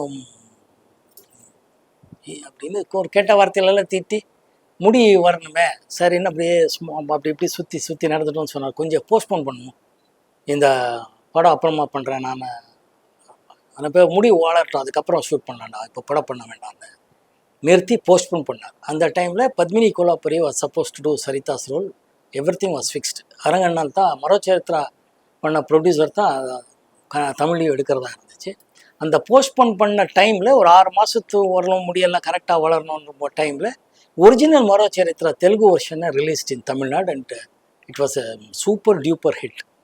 அதனால் இப்போ எடுக்க வேண்டாம் கொஞ்ச நாள் ஆகட்டும் அப்படின்னு சொல்லும்போது தான் அவங்க சொல்லி தான் நெஞ்சத்துக்கு இல்லாத ஹீரோக்காக மகேந்திரன் சார் தேடிட்டு இருக்காருன்னு அனந்து சாருக்கு நியூஸ் போய், அனந்த் இந்த மாதிரி நம்ம பண்ண வேண்டிய ஒரு பையன் இப்போ ஒரிஜினல் மரோச்சரித்ரா ரிலீஸ் ஆனதுனால பண்ண மாட்டோம், இப்போ வேணும்னா யூஸ் பண்ணுங்கள், நாடகம் இதுலலாம் பண்ணியிருக்காங்க அப்படின்னு சொல்லி என்னை பற்றி சொன்னதாகவும் அப்படி என்னை பார்த்து கூப்பிட்டதாக நெஞ்சத்தை கீழாத வந்து அந்த டைமில் இருந்து கிட்ட சிந்து பைரவி, அக்னி சாட்சி வரைக்கும் படங்கள் கேட்டிருக்கிறது உண்மை. பட் அன்ஃபார்ச்சுனேட்லி பயணங்கள் முடியுது அந்த டைம்லலாம் நான் ஓவர் பிஸி ஆகும்போது அவர் கூப்பிடுற நாட்கள் அவ்வளோ நாட்கள் என்னால் கொடுக்க முடியல. ஒவ்வொரு தடவையும் போகும்போது சாரி சார் தப்பாக நினைக்காதீங்க சார், அந்த புது டைரக்டர் அந்த புது ப்ரொடியூசர் கால் ஷீட் கொடுத்துருக்கேன்னா கடைசியில் நீ என்னைக்கு இருந்தாலும் யூ ஆர் மை ஆக்டர் கோ அப்படின்னு சொல்லி ஆசீர்வாதம் பண்ணி அனுப்புவார். இந்த படம் பேர் என்ன? எந்த படம்? மறுச்சரித்திர தமிழ்ல வைக்கிறதா இந்த படம் பேர் அலைகள் எழுதிய கவிதை. சார் நீங்க ஒரு ஒரு பக்கம் பிஸியான ஹீரோ, பேரலி கெஸ்ட் ரோல்ஸும் நிறைய பண்ணிருக்கும் போது ராகவேந்திரா படத்துல கெஸ்ட் ரோல் பண்ணதுக்கான ரீசன் ரஜினி சாரோட 100வது படம்ன்றதுனாலயா இல்ல நீங்க பேசிக்கலி ராகவேந்திர பக்தர்ன்றதுனாலயா? முதல் காரணம் ராகவேந்திர சுவாமி பக்தன். 2வது படம் எஸ்பி முத்துராமன் சாரும் அந்த யூனிட்டும் கவிதாலயாங்கிறதும் அஃப்கோர்ஸ் சூப்பர் ஸ்டார் ரஜினி சாரோட நடிக்கணுங்கிறது இருக்குது. பட் முதல் காரணம் ராகவேந்திர சுவாமி பக்தன். நான் முதல்ல இந்த இண்டஸ்ட்ரிக்கு வர்றதுக்கு முன்னாடி நான் ராகவேந்திர சுவாமி கும்பிட்டு பழக்கம். அதனால் அவர் பற்றி ஒரு படம் எடுக்கிறாருன்னா அந்த படத்தில் என்ன நானும் ஒரு சீனாவது வரணுன்றது என்னோட ஆசை. அந்த ஆசைக்காக அந்த வாய்ப்பு கொடுத்ததுக்கு நன்றி சார். அதாவது ப்ரொடியூசர்லேயே ஒரு ஸ்ட்ரிக்ட் ஆஃபீஸர்னு சிஸ்டமேட்டிக் ஆஃபீஸர்னு சொன்னா கே பாலாஜி சார். அவர் கூட நீங்க நிறைய படங்கள் டிராவல் பண்ணிருக்கீங்க. அந்த அவரை சந்திச்ச அந்த சுவாரஸ்யமான அனுபவங்கள். One of the best producers I have சீன்னு சொல்லலாம். அவர் அவ்வளோ ஒரு இப்போ என்ன கார்ப்பரேட் ஆஃபீஸ்ன்னு சொல்கிறீங்களோ அந்த மாதிரி அவரோட நிர்வாகம் இருந்துச்சு, அவங்களோட ஆஃபீஸ் இருந்துச்சு. ஷூட்டிங் ஆகட்டும், பிளான் பண்ணுறதாகட்டும், இத்தனை சீன்ஸ் இந்த லொக்கேஷன் இப்போ முடியணும், இப்போது டப்பிங் ஆரம்பிக்கணும், இப்போது ரீ ரெக்கார்டிங், இப்போது ரிலீஸ்ன்னு சொல்லி ஒவ்வொரு வருஷமும் ஒரு ஜனவரி 26 ஒரு படம் ரிலீஸ் பண்ணுவார். அந்த காலத்து சிவாஜி சார்லேருந்து எல்லா படமும் அப்படி தான் பண்ணுவார். கமல், ரஜினி சார் எல்லாரையும் வச்சு நிறைய படம் பண்ணியிருக்கார் சார். அந்த வரிசையில் பிளான் பண்ணும்போது அவரோட அந்த ஒர்க்கிங் ஸ்டைல் என்ன, இந்த டைம் இது முடிக்கணும், அதுக்கு என்ன பண்ணும் அதுதான் கேட்பார். தவிர கொடுத்துட்டு ஏன் முடியலன்ற ஏன் முடியல, ஏன் ஷூட்டிங் போஸ்ட்போன் பண்ணிட்டுருக்கீங்க ஏன்றதுக்கு வாய்ப்பே இல்லை. மழை வந்தால் அன்றைக்கி ஷூட்டிங் எடுக்கணும், அப்போ ஷூட் பண்ணி இங்கே போய் இந்த இன்டீரியர் ஒர்க் அந்த இன்னொரு நாளைக்கு பிளான் பண்ணி முடிங்கன்னு சச் எ மெட்டிகுலஸ். ஏன்னா அது அவரோட ஒரு ப்ரொடக்ஷன் மேனேஜராக வளர்ந்து வந்த ஒரு பெரிய ப்ரொடியூசர் ஆக்டர்ன்றதுனால அவருக்கு அந்த விஷயம் தெரியும். ஒவ்வொரு பைசாவும் ஒவ்வொரு மினிட்டும் சினிமாவில் எவ்வளோ யூஸ்ஃபுல்லுங்கிறது அவருக்கு தெரியுங்கிறதுனால அவர்கிட்ட நான் அது கற்றுக்கிட்டேன். ரொம்ப பிரமாதமான producer, one of the excellent producer K Balaji sir. Sir, Manobala சாருக்கும் உங்களுக்கு உண்டான நட்பு பிள்ளைநிலை எப்படி உருவானது? மனோபாலா இன்னைக்கு அவர் நம்மளோட இல்லை, மனசு ரொம்ப கஷ்டமாக இருக்குது. நல்ல நண்பன். பாமரு டைமில் இந்த பாரதி ராஜா சார் அசிஸ்டன்ட்ஸு, பாலச்சந்தரோட அசிஸ்டன்ட்ஸு, எல்லாரோட அசிஸ்டன்ட் டைரக்டர்கள் நம்ம ரூம் வருவாங்க. அப்படி பழக்கமானவன் தான் மனோபாலா.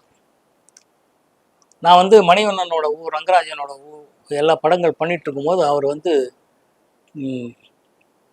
கார்த்திக்கும் சுஹாசினி வச்சு இளையராஜா மியூசிக் வச்சு ஒரு படம் பண்ணார். படத்தை பேர் மறந்துட்டு பண்ணார். அன்ஃபார்ச்சுனேட்லி அந்த படம் சரி போல. நம்ம இண்டஸ்ட்ரியில் ஒரு படம் சரி போலனால பாவம் எல்லா இயக்குநர்களுக்கும் எல்லா நடிகர்களுக்கும் தயாரிப்பாளருக்கும் இருக்கிற பிரச்சனை தான். அவரை மற்ற படங்கள் அவருக்கு வரல. ஆனால் நான் படங்கள் பண்ணிகிட்டே இருந்தேன். அவரோட சக இயக்குனர் மணிவண்ணனும் கே ரங்கராஜனும் இந்த கேங்கோட நான் படம் பண்ணிகிட்டே இருக்கேன். அப்போது எப்போவுமே கேட்டுகிட்டே இருப்பார், நம்ம எனக்கு ஒரு படம் பண்ணி கொடுத்தோன்னா ஓகேன்னு சொல்லுவேன். பரவா அவர் செலவுக்கெல்லாம் வந்து அவருக்கு எவ்வளோ உரிமையாக இருந்துச்சுன்னா, நான் எனக்கு இவ்வளோ பணம் வேணும், என்கிட்ட பணமே இல்லை, செலவு வேணும்னு பாக்கெட்டில் கை போட்டு எடுத்துகிட்டு போவார், ஷர்ட்லேருந்து எடுத்துகிட்டு போவார். அதெல்லாம் ரொம்ப ஹாப்பியாக இருந்த நாட்களுங்கிறதுனால அதெல்லாம் ஒரு பிரச்சனை. அப்படி இருக்கும்போது ஒரு காலகட்டத்தில் அவர் ரொம்ப ஒரு தீவிரமாக ரொம்ப சோகத்தில் டிப்ரெஷனுக்கு போயிட்டார். அந்த டைமில் தான் எனக்கு ஓவராக ஒரு நிகழ்ச்சி நடந்தது. அதுக்கப்புறம் தான் நான் வந்து நெக்ஸ்ட் டே ஷூட்டிங்கில் கலைமணி சார் எல்லாம் அப்போ எல்லாம் ஷூட்டிங் ஸ்பாட்டுக்கே காட்சிட் கேட்க வருவாங்க, ஷூட்டிங் ஸ்பாட்லேயே கதை சொல்ல வருவாங்க எல்லாமே. அது வேறு காலங்கள், காலத்தின் கட்டாயம். அப்போ வரும்போது அவர் கால்ஷீட் கொடுக்கணும் கேட்கணும் போது நான் சொன்னேன், ஒரே ஒரு கண்டிஷன் சார், நீங்கள் மனோபாலா டேரக்டர் போடுறதா இருந்தால் நான் கால்ஷீட் கொடுக்குறேன்னா, நீங்கள் கால்ஷீட் கொடுக்குறதா இருந்தால் நிச்சயமாக கொடுக்குறேன் அப்படின்னா. நான் சொன்னேன், மனோபாலா அட்வான்ஸ் கொடுத்து கமிட் பண்ணிவிடுங்க, நான் பேசுகிறேன்னு சொல்லி அன்றைக்கி மத்தியானமே அட்வான்ஸ் கொடுத்து அவரை கமிட் பண்ணி இவர் ரொம்ப ஹாப்பி ஆகிட்டார். அப்போ நைட்டாக படம் பண்ணணும், நைட்டாக நான் தான் ஷூட்டிங் என்னால் நடிக்க முடியும், அப்போதைக்கு இமீடியட்டாக கொடுக்கணுன்னா ஒரு கதை உருவாக்கும் போது 2 கதை சொன்னார். அதில் தான் உருவாகின படம் பிள்ளை நிலா. கலைமணி சார் கதை, திரைக்கதை வசனமும், மனோபாலா இயக்கம், இளையராஜா சார் மியூசிக்கு, லெனின் சார் எடிட்டர் நினைக்கிற பிரமாதமான இருந்த கதை திரைக்கதையினால மக்கள் ஆதரவுனால சூப்பர் ஹிட் ஆச்சு. அன்னிலிருந்து மனோபாலாவோட வாழ்க்கையில் ஒரு மாதிரி திருப்பு முனையாக அமைஞ்சது. நல்ல படங்கள் பண்ணார், அதுக்கப்புறம் நிறைய படங்கள் பண்ணார், நடிகராக இருந்தார். இப்போ இந்த ஹரா படத்தையும் நடிச்சிருக்கிறார். அன்ஃபார்ச்சுனேட்லி அவர் நம்மளோட இல்லை, அவ்வளோதான். ராமதாஸ் சார், ஆயிரம் பூக்கள் மலரட்டும், அவர் இவங்களோட நல்லா படம் பண்ணும்போது அசிஸ்டன்ட் டைரக்டராக வந்தவர், ரைட்டராக இருந்தவர். அப்போ பேசும்போதெல்லாம் ஒரு நல்ல கதைகள் இருந்து சொல்லுவாங்க, எந்தெந்த கதை பிடிக்கும் போது உருவான படம் தான் ஆயிரம் பூக்கள் மலரட்டும். கோவை தம்பி சார் பேனரில் பண்ண முடியறதுக்கு ஒரு வாய்ப்பு கிடைச்சிது. கே ரங்கராஜன் நான் என்னோட முதல் காம்பினேஷன் வந்து நெஞ்சம் இல்லாம் நீன்னு திலக் அவங்க ப்ரொடியூசர்ஸ் அவங்க சைடு, சங்கர் கணேஷ் சார் மியூசிக்கு, நானும் ராதா பூர்ணிமா இவங்களெல்லாம் நடித்தோம். பிரமாதமாக போச்சு, சாங்ஸ் ஒரு சூப்பர் ஹிட், நல்லா போச்சு. அதுக்கப்புறம் உருவான படம் தான் செல்வராஜ் அவர் கதை திரைக்கதை வசனத்தில் மதர்லேண்ட் ஃபீச்சர்ஸ் கோவை தம்பி சார் ப்ரொடியூஸ் பண்ணார், இளையராஜா சார் மியூசிக்கு, உதயகீதம் ரொம்ப நல்லா போச்சு. வல்லபன் அவருக்கு நம்ம கதா இலக்கில் இருந்த மிகப்பெரிய ரைட்டர், கோவை தம்பி சாருக்கும் வலதுகையாக இருந்தவர், ரங்கராஜன் சாருக்கும் ஒரு வலதுகையாக இருந்தவர். அதுக்கப்புறம் பாடுநிலாவை பண்ணேன், அதுக்கும் வல்லபன் இவங்களெல்லாம் ரொம்ப ஹெல்ப் பண்ணாங்க. உதயகீதம் வந்து ஆர் செல்வராஜ் எழுதின கதை திரைக்கதை வசனம், ரொம்ப பிரமாதமான கதை திரைக்கதை அமைஞ்சு படமாக உருவானது. அதுக்கு வந்து பாடுநிலாவே அகைன் இளையராஜா சார் காம்பினேஷனில் படம் பண்ணேன், அதுக்கு ஒரு வாய்ப்பு கிடைச்சது. உங்களோட முதல் 500வது நாள் படம் ஆர் சுந்தரராஜனுக்கு முதல் படம், அந்த காம்பினேஷன் பல சக்சஸ் கொடுத்துருக்கு. சுந்தரராஜன் சார் பத்தி. ஆர் சுந்தரராஜன் சார் வந்து ஒரு சூப்பர் ஃபீல் பண்ணக்கூடிய ஒரு ரைட்டர், டைரக்டர். அவர் வந்து இப்போ என்ன யோசிக்கிறாருங்கிறத விட ஒரு மென்மையாக எவ்வளோ விஷயத்த எவ்வளோ சுருக்கமாக சொல்லக்கூடிய திறமைசாலி. அவர் எவ்வளோ சுருக்கமானா ஒரு சீன்லேயே 2 சீன்லேயே கதையோட கருவை அப்படியே கரெக்டாக சொல்லக்கூடிய, இல்லை கனெக்ட் பண்ணக்கூடிய ஒரு திறமைசாலி. அண்ட் எக்ஸ்ட்ரானரி மியூசிக் சென்ஸ் இருக்குது அவர்கிட்ட. இளையராஜா சார் அவர் காம்பினேஷனில் அவ்வளோ சூப்பர் ஹிட் பாடல்கள் கொடுத்துருக்காரு. தேவா சாரோடவும் காம்பினேஷனில் சூப்பர் ஹிட் பாடல்கள் கொடுத்துருக்காரு. பயணங்கள் முடியுது இல்லை, முதல்ல வந்து என்கிட்ட கதை சொல்லி பண்ணும்போது இளையராஜா சார் மியூசிக் முன்னாடியே அவர் வந்து என்கிட்ட கதை சொன்னார். நம்ம ரொம்ப கிளிஞ்சல்கள் படம் அப்போ நான் நடிச்சிட்டு இருந்தேன். அதுக்கப்புறம் அவர் நான் நடிக்கிறதா இருக்கு. அப்புறமா வந்து அவர் இளையராஜா சார் மியூசிக் எல்லாம் பண்ணதுக்கப்புறம் பார்த்தா எனக்கு பதிலாக வேற நடிக்கிறார், வேற ஆள் நடிக்கிறாரு, வேற ஒரு நடிகர் நடிக்கிறாரு, வேற புது பையன் நடிக்கிறாரு, நிறைய ஆப்ஷன்ஸ் வந்துட்டுருக்குன்னு எனக்கு தகவல் கொடுப்பாங்க. நான் ஆண்டவனோட செயலுங்கிறதுல இருப்பேன். அப்புறம் பார்த்தா என்னையே நடிக்க கூப்பிட்டாங்க. அது எனக்கு வந்த பெரிய வாய்ப்பு, எக்ஸ்ட்ரானரி. அதுக்கப்புறம் தான் நான் கேள்விப்பட்டது, எனக்கு தெரியாது, சுதாகர் நடித்து கேலி சித்திரங்கள்ங்கிற படம் வந்து கதை திரைக்கதை வசனம் ஆர் சுந்தரராஜன் அவர்கள், இதே கதை பாலுங்கிறவர் இயக்க வேண்டிய ஒரு படம். அன்ஃபார்ச்சுனேட்லி படம் நின்று போய் ஏதோ பிரச்சனையால் நின்று போச்சுன்னாங்க. அதுக்கப்புறம் இவரே எழுதி கொஞ்சம் கரெக்ட் பண்ணி இந்த படத்தை நானே டைரக்ட் பண்ணுறேன்னு சொல்லும்போது கோவை தம்பி, அரங்கநாயகம் சார் இவங்களெல்லாம் சேர்ந்து படம் ப்ரொடியூஸ் பண்ணாங்கன்னுட்டு எக்ஸ்ட்ரானரி ஃபிலிம். அது இன்றைக்கி பார்த்தாலும் அவ்வளோ ஃப்ரெஷ்ஷாக இருக்கும்.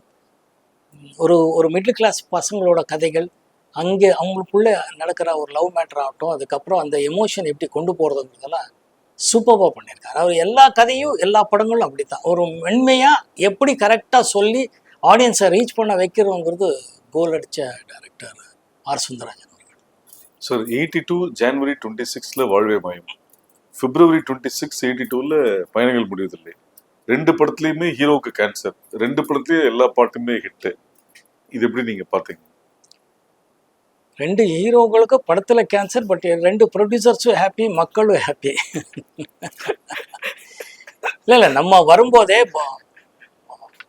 மிகப்பெரிய பேனராக இருந்தால் கே பாலாஜி சார், லெஜெண்டரி உலகநாயகன் கமல் சாரும் ஸ்ரீதேவி ஸ்ரீபிரியா இவங்க காம்பினேஷனில் வாழ்வே மாயம். அஃப்கோர்ஸ் கங்கைமரன் சார் மியூசிக்னு நினைக்கிறதுக்கு. ஆனால் எல்லா பாடல்களும் ஹிட்டு. அது அவர் வழக்கமாக ரிலீஸ் பண்ணக்கூடிய டேட்லேயே அவர் தான் ரிலீஸ் பண்ணணும் கே பாலாஜி சார்.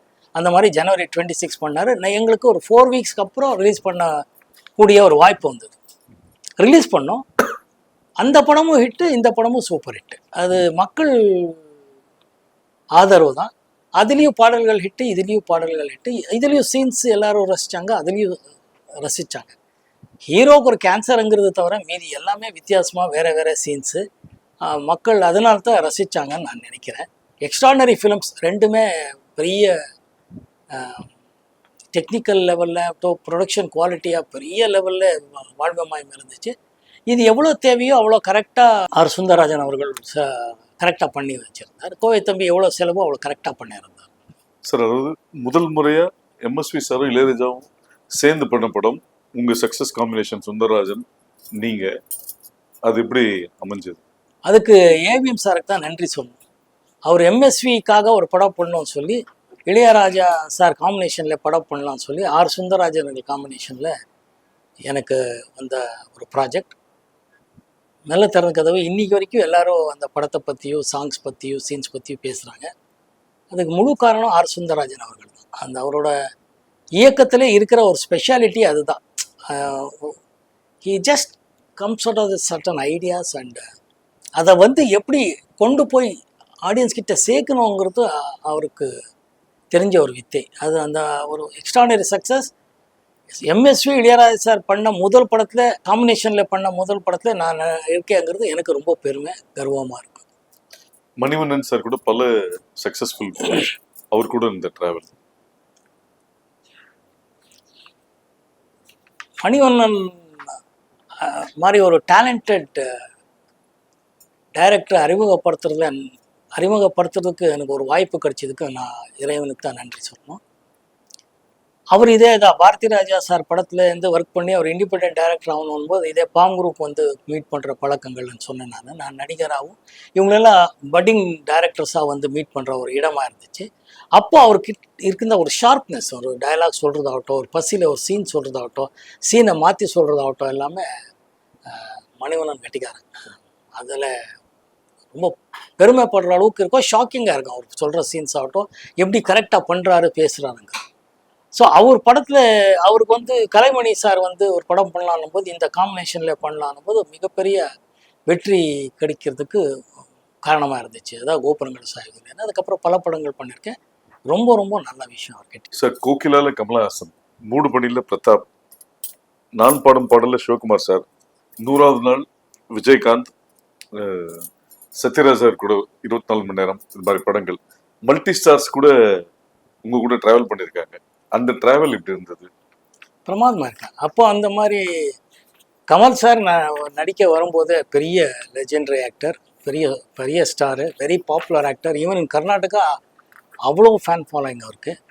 அப்புறம் ரஜினி சார் நான் வரும்போதே முதல்ல சொன்ன மாதிரி சூப்பர் ஸ்டார். சிவகுமார் ஐயா நான் வரும்போதே பெரிய ஸ்டாராக இருந்தவர் தான். நம்ம நடிகர் விஜயகாந்த் அவர்களாகட்டும், நம்ம சத்யராஜ் அவர்களாகட்டும், எல்லாம் நம்ம கூட வந்த நடிகர்கள் ரொம்ப பிரமாதமாக, நமக்குள்ளே எந்த பிரச்சனையும் எப்பவும் வந்ததே இல்லை. ஸோ சக நடிகர்களாகவும் ஒத்துழைப்பு எப்பவுமே இருந்துச்சு. யார் எந்த ரோல் பண்ணுறோங்கிறத விட ஒரு ஃபேமிலியாக தான் பழகி நடிச்சது உண்டு. அதுதான் சொல்கிறேன். சார், 60+ டைரக்டர்ஸ் கூட ஒர்க் பண்ணிருக்கீங்க. அதில் 23 டைரக்டர்ஸோட ஃபர்ஸ்ட் பட நாயகன் நீங்க. ஃபர்ஸ்ட் பட டைரக்டர்ஸ் தேர்ந்தெடுக்கிறது முக்கிய காரணம் என்ன? அவங்களுக்குள்ளே இருக்கிற பசியை தேடுவேன். அவங்களுக்குள்ளே இருக்கிற பசியை படமாக்குறது அவங்களுக்கு காட்டுற இன்ட்ரெஸ்ட்டில் படம் வெற்றி அடையுங்கிற நம்பிக்கை.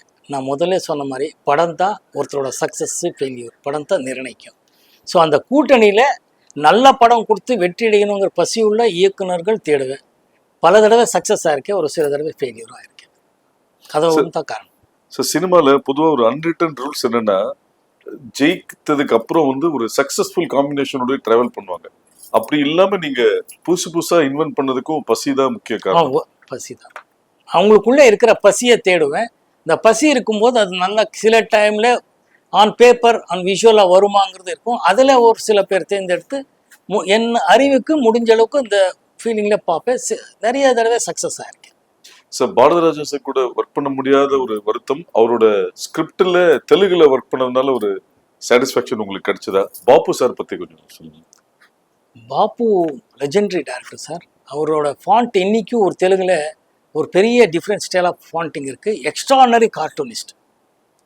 அவரு முதல் நாள் ஷூட்டிங் போகும்போதே நான் சொன்னேன், சார் எனக்கு தெலுங்கு அவ்வளோ தெரியாது, கற்றுக்க ஆசைப்பட்றேன், ஏதாவது தவறாக பேசினா நீங்கள் தான் மன்னிக்கணும், அப்போ தான் நான் பேசி தான் கற்றுக்க முடியும்னு. ஓகே, நான் அன்னிலேருந்து அவர் என்னை ஒரு ஸ்டூடெண்ட்டாகவே ஏற்றுக்கிட்டார்.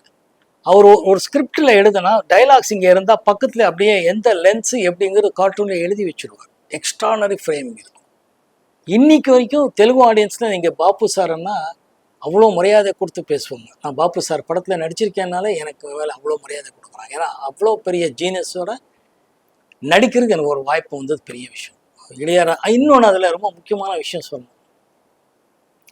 எஸ்பிபி சார் முதலாக இசையமைச்ச படம் தூர்ப்பு வெள்ளையரை. மிகப்பெரிய காட் இஸ் கிரேட், கடவுளுக்கு தான் நன்றி சொல்லணும். அவர் ஃபஸ்ட்டு டைம் பெரிய சிங்கர் முதல் தடவை மியூசிக் டைரக்டர் ஆனது இந்த பாப்பு சார் படம் கிழக்கிய போங்குறாய். எல்லா பாட்டும் இங்கே சூப்பர் ஹிட். அதை நான் கொடுத்து வச்சேன். சார், சில டைரக்டர்ஸ் பேர் சொல்கிறேன், அது சொன்னோன்னே ஒரு உங்களுக்கு இருக்கிற மெமரிஸ். கிளிஞ்சல்கள் துறை. பசி படத்துக்கு அப்புறம் பசியோட வெற்றி கொடுக்கணுங்கிற வெறித்தனமாக நடந்துக்கிட்டா ஒரு சூப்பர் ஹிட் கொடுத்தப்பா டைரக்டர். சைலண்ட்ல போட்டு Malayalam Sankaran Nair. Great legendary director. அவரோட ஒர்க் பண்ணதே பெரிய விஷயம். அந்த படத்தில் ஒர்க் பண்ணதுனால லெஜெண்டரி ஆக்டர் பிரேம் நசீரோட ஒர்க் பண்ணுறதுக்கும் சாரதம்மாவோட நடிக்கிறதுக்கு ஒரு வாய்ப்பு கிடைச்சிது. ரொம்ப happy. Singeetam Srinivasan. Extraordinary sense of humour. முதலேருந்து அவர் சொக்கோக்கிறதுங்கிற தெலுங்கு படத்துக்கு அப்புறம் இயக்கியா டியூல் ரோல் நடித்த படம் கந்தர்கோலம். நான் அதை அவர் தான் இயக்கினார். ஒர்க் பண்ணுறது கற்றுக்கிறதே பெரிய விஷயம். அவர் அப்படி ஒரு காமெடி, அப்படி ஒரு சென்ஸ் ஆஃப் ஹியூமர் இருக்கும். சொல்லும் போதே மோன் அப்படின்னு ஆரம்பிப்பார். Extraordinary genius soul. Jandhyala. Telugu audience கிட்டே கேட்கணும் நீங்கள். ஜஞ்சாலான் one of the fantastic writers. இன்னைக்கு வரைக்கும் அவர் படம் ரெஃபரன்ஸ் இல்லாமல் இருக்கவே இருக்காது. அவர் படங்களில் என்னை கூப்பிட்டு என்னை நடிக்க வச்சதுக்கு நான் கடவுளுக்கு நன்றி சொல்லணும்.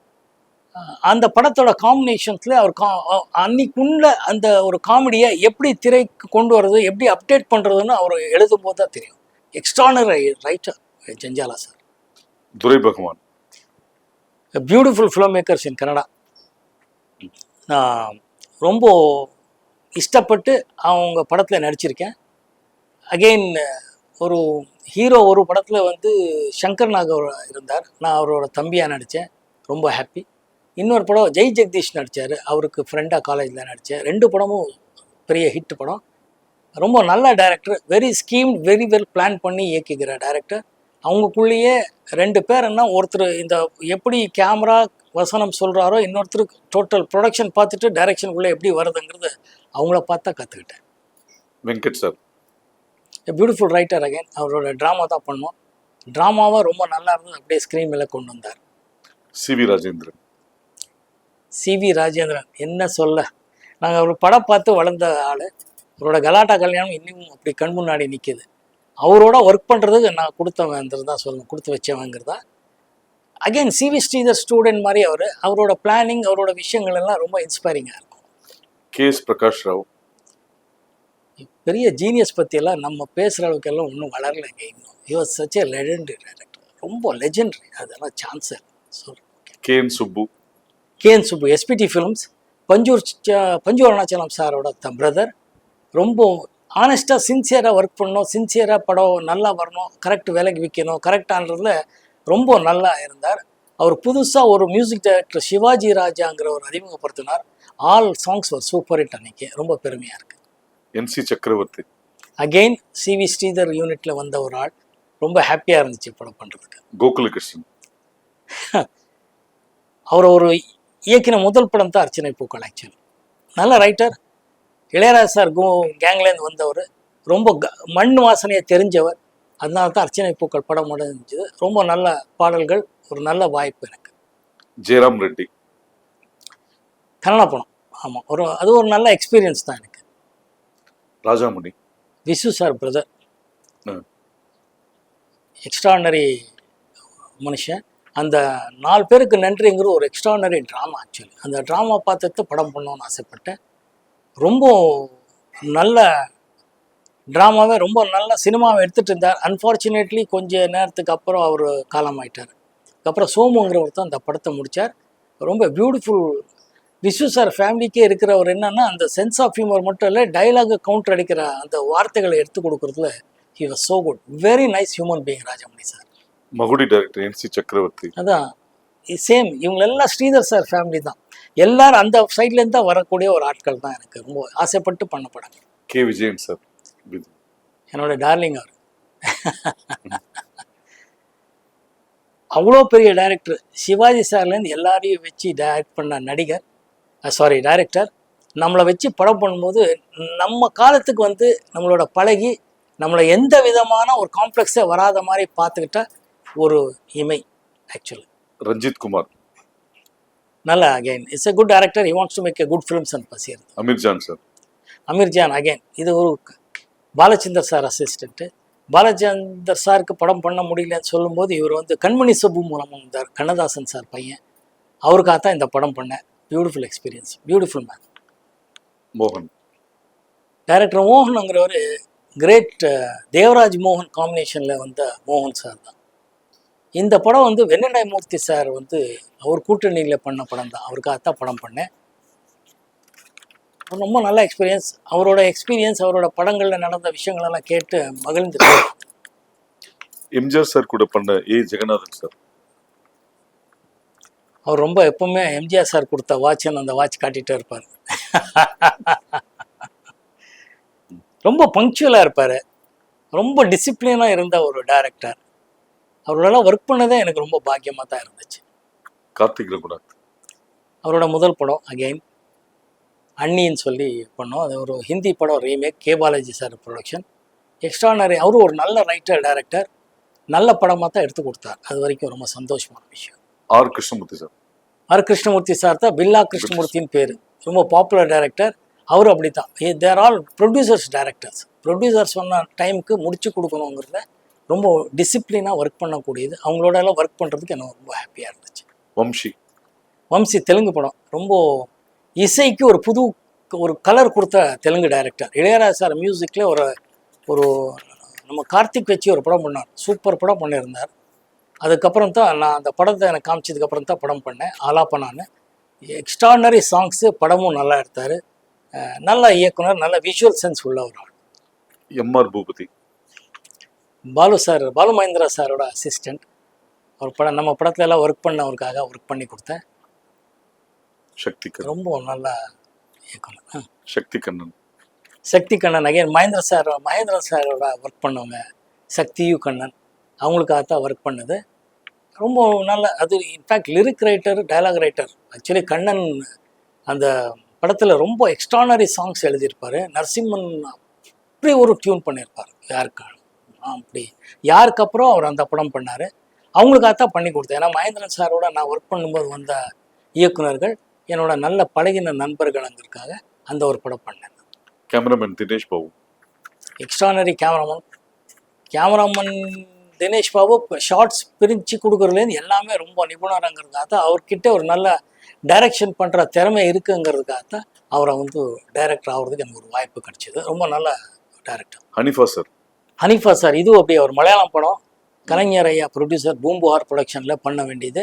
இவங்களெல்லாம் ஒரு நல்ல விஷயம் என்னன்னா ஒரு படத்தை காமிச்சு அதை அப்படியே எடுக்கிறேன்னு சொல்லும்போது கரெக்டாக ஒரு ரீச் ஆகக்கூடிய விஷயத்துல எப்படி கொண்டு வர முடியுங்கிறது தெரிஞ்ச ஒரு டெக்னீஷியன்ஸ்.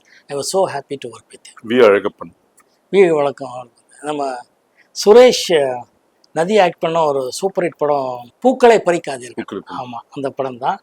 ரொம்ப பெரிய டைரக்டர், ரொம்ப ஒரு தீவிரமாக கம்பீரமாக ஒரு மிலிட்ரி மேன் மாதிரி இருப்பார், அப்படியே பண்ணுவார். ஆனால் ரொம்ப நல்ல மனசு, தோற்றம் தான் அப்படி இருப்பார். ஸ்டார்ட் கேமரா சொல்கிறது அது இதெல்லாம். ஆனால் ரொம்ப இயல்பான ஒரு மனிதன், ரொம்ப பழகின நல்ல விஷயங்கள், நல்ல படங்கள். டிஎஸ் பாலகன், மாப்பிள்ளை சார் டைரக்டர். மதுசூதன ராவ். மாப்பிள்ளை டைரக்டர் சொல்லும்போது ஒரு விஷயத்த இங்கே சொல்ல, தேவர் ஃபிலிம்ஸ் மாப்பிள்ளை ப்ரொடக்ஷனில் தான் இது பண்ணோம் விசு சார் படம். அவர் வந்து டைரக்ஷன் பண்ணும்போது பேசுகிற விஷயங்கள் பண்ணதெல்லாம் அவர் குழந்தைக்கு சொல்லிக் கொடுக்குற மாதிரியே சொல்லிக் கொடுப்பார். அது ஒரு நல்ல விஷயமா இருந்துச்சு. மாப்பிள்ளை சார் விசு சாரோட பண்ண பெரிய பியூட்டிஃபுல் அனுபவம் எனக்கு. மதுசூதன ராவ் அகெயின் இவர் லெஜெண்டரி டைரக்டர். தெலுங்குல மதுசூதன் ராவ் அவ்வளோ பெரிய டைரக்டர். அது வந்து ஒரு ஹிந்தி படத்தோட ரீமேக் பண்ணோம். நல்ல அனுபவம் தான். ஜிஎம் குமார் சார் ஒரு மிக சிறந்த ஒரு கதாசிரியராக வந்தவர், நல்ல எழுத்தாளர். அவர் டைரக்ஷன் பண்ணும்போது ஃபஸ்ட்டு சொன்னார், இப்போ தான் என்ன தேவையை நான் எடுக்கிற ஆரம்பிச்சிருக்கேன் மோகன் சார். அது ரொம்ப நல்ல விஷயமா இருக்குது. வேலு பிரபாகரன் தான் கேமரா, எக்ஸ்ட்ரானரி டெக்னீஷியன் கூட்டணி அது. சார், ஸ்டில்ஸ் ரவி வந்து உங்கள் லைஃப்பில் உங்கள் கேரியரில் முக்கியமான ஆட்கள். அவர் எடுத்த சில ஃபோட்டோஸ் காமிக்கிறேன், அதோட மெமரிஸ். என்னோட குட் ஃப்ரெண்ட் ஆல்சோ. சொல்லுங்க. அவர் சொன்னது உங்களோட ஃபர்ஸ்ட் க்ளோஸ் அப் அவர் எடுத்தேன்னு சொன்னாரு. ஆமாம், அடடா, கப்பர் பார்க்கில் எடுத்தார். நானும் சுவாசினி நெஞ்சத்தை கீழாத ஷார்ட்ஸு.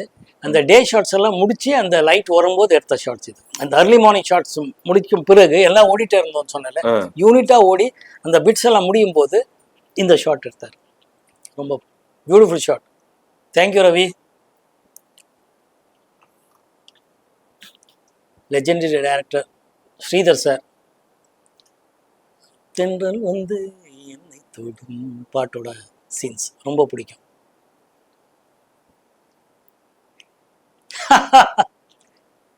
மணிவண்ணன், நானும் சில்க் ஸ்மிதா.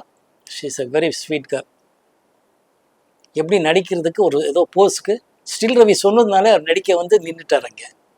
மணி என்னோட ஃப்ரெண்ட், நண்பன், இப்போ இல்லை. Is one of the beautiful stills. அப்போலேருந்து இப்போ வரைக்கும் பேசிட்டு ஸ்டில். நானும் சுமலதா அவர்கள், நானும் இவங்க ஒரு படம் நடிக்கிற வேண்டியது இருந்துச்சு. அன்ஃபார்ச்சுனேட்லி அந்த படம் மெட்ரலைஸ் ஆகலை. It was a beautiful still. அந்த சீசன்லேருந்து இந்த சீசன் வரைக்கும் பாருங்கள், அவ்வளோ ஒரு ஃப்ரெஷ்ஷாக இருக்கிற ஸ்டில். மெரினா பீச்சில் எடுத்த shorts. One of the finest still photographer. Manobala இயக்கிய நான் உங்கள் ரசின் நெகட்டிவ் ரோல் பண்ணேன். ஒரு பிரமாதமான ஃபீலிங், ஒரு எக்ஸ்பீரியன்ஸ். அது ஒரு ரசிகனாக என்னென்னலாம் பிரச்சனைகள் வரும் எப்படிங்கிறது அந்த படத்தை காமிச்சிருப்பாங்க. Beautiful scene. தேங்க்யூ.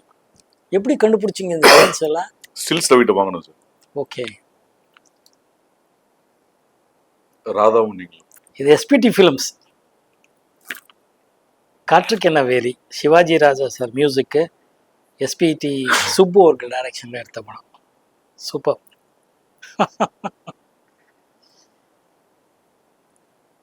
நல்ல மெமரிஸ். தேங்க்யூ. லாஸ்ட். ஓ, அன்னைக்கு இது ஒரு பெரிய லெவலில் பேசப்பட்ட ஒரு ஸ்டில். நெஞ்சத்தை கீழாத ஒரு ஃபோட்டோ ஷூட் பண்ணோம். அப்போ பிரதாப்பும் நானும் ஹாசினியும். It's a beautiful triangle love story. நம்ம ஸ்டில்ஸ் ரவி அவரோட அந்த லைட்டிங் ஸ்கில் ஆகட்டும், ஃபோட்டோகிராஃபி, அவரோட ஐ இருக்க எக்ஸ்ட்ரானரிங்கிற இந்த ஸ்டில்லையும் தெரியும் பாருங்கள். அவ்வளோ ஃப்ரெஷ்ஷாக இருக்குது, இன்றைக்கி வரைக்கும் நல்லா இருக்குது. It bring back so much beautiful memories. Thank you. நான் நடித்த ஹரா திரைப்படம் ஜூன் 7ஆம் தேதி திரைக்கு வருது. இப்போ அவங்க ஆதரவோட பாடல்கள் வெற்றி அடைஞ்சிருக்கு. எல்லோரும் ரசித்து வாழ்த்துட்ருக்கீங்க. ரொம்ப சந்தோஷமான விஷயம். இந்த படத்தில் அப்பா பொண்ணுங்கிற விஷயம், அந்த எமோஷ்னல் கனெக்டு எல்லாரோட வாழ்க்கையிலையும் நீங்கள் பார்த்து ரசித்து கடந்து வந்த விஷயங்களை மறுபடியும் நினைவுபடுத்துகிற மாதிரி தான் இந்த படம் இருக்கும். அவசியமாக நீங்கள் எல்லோரும் தியேட்டரில் பார்க்கணுன்னு நான் வேண்டிக்கிறேன். மீடியா நண்பர்களுக்கும் எப்பவும் போல உங்கள் ஆதரவு எங்களுக்கு வேணும். ஆதரவு கொடுத்துட்ருக்கீங்க, உதவி பண்ணிகிட்ருக்கீங்க. Thank you so much. தேங்க்யூ.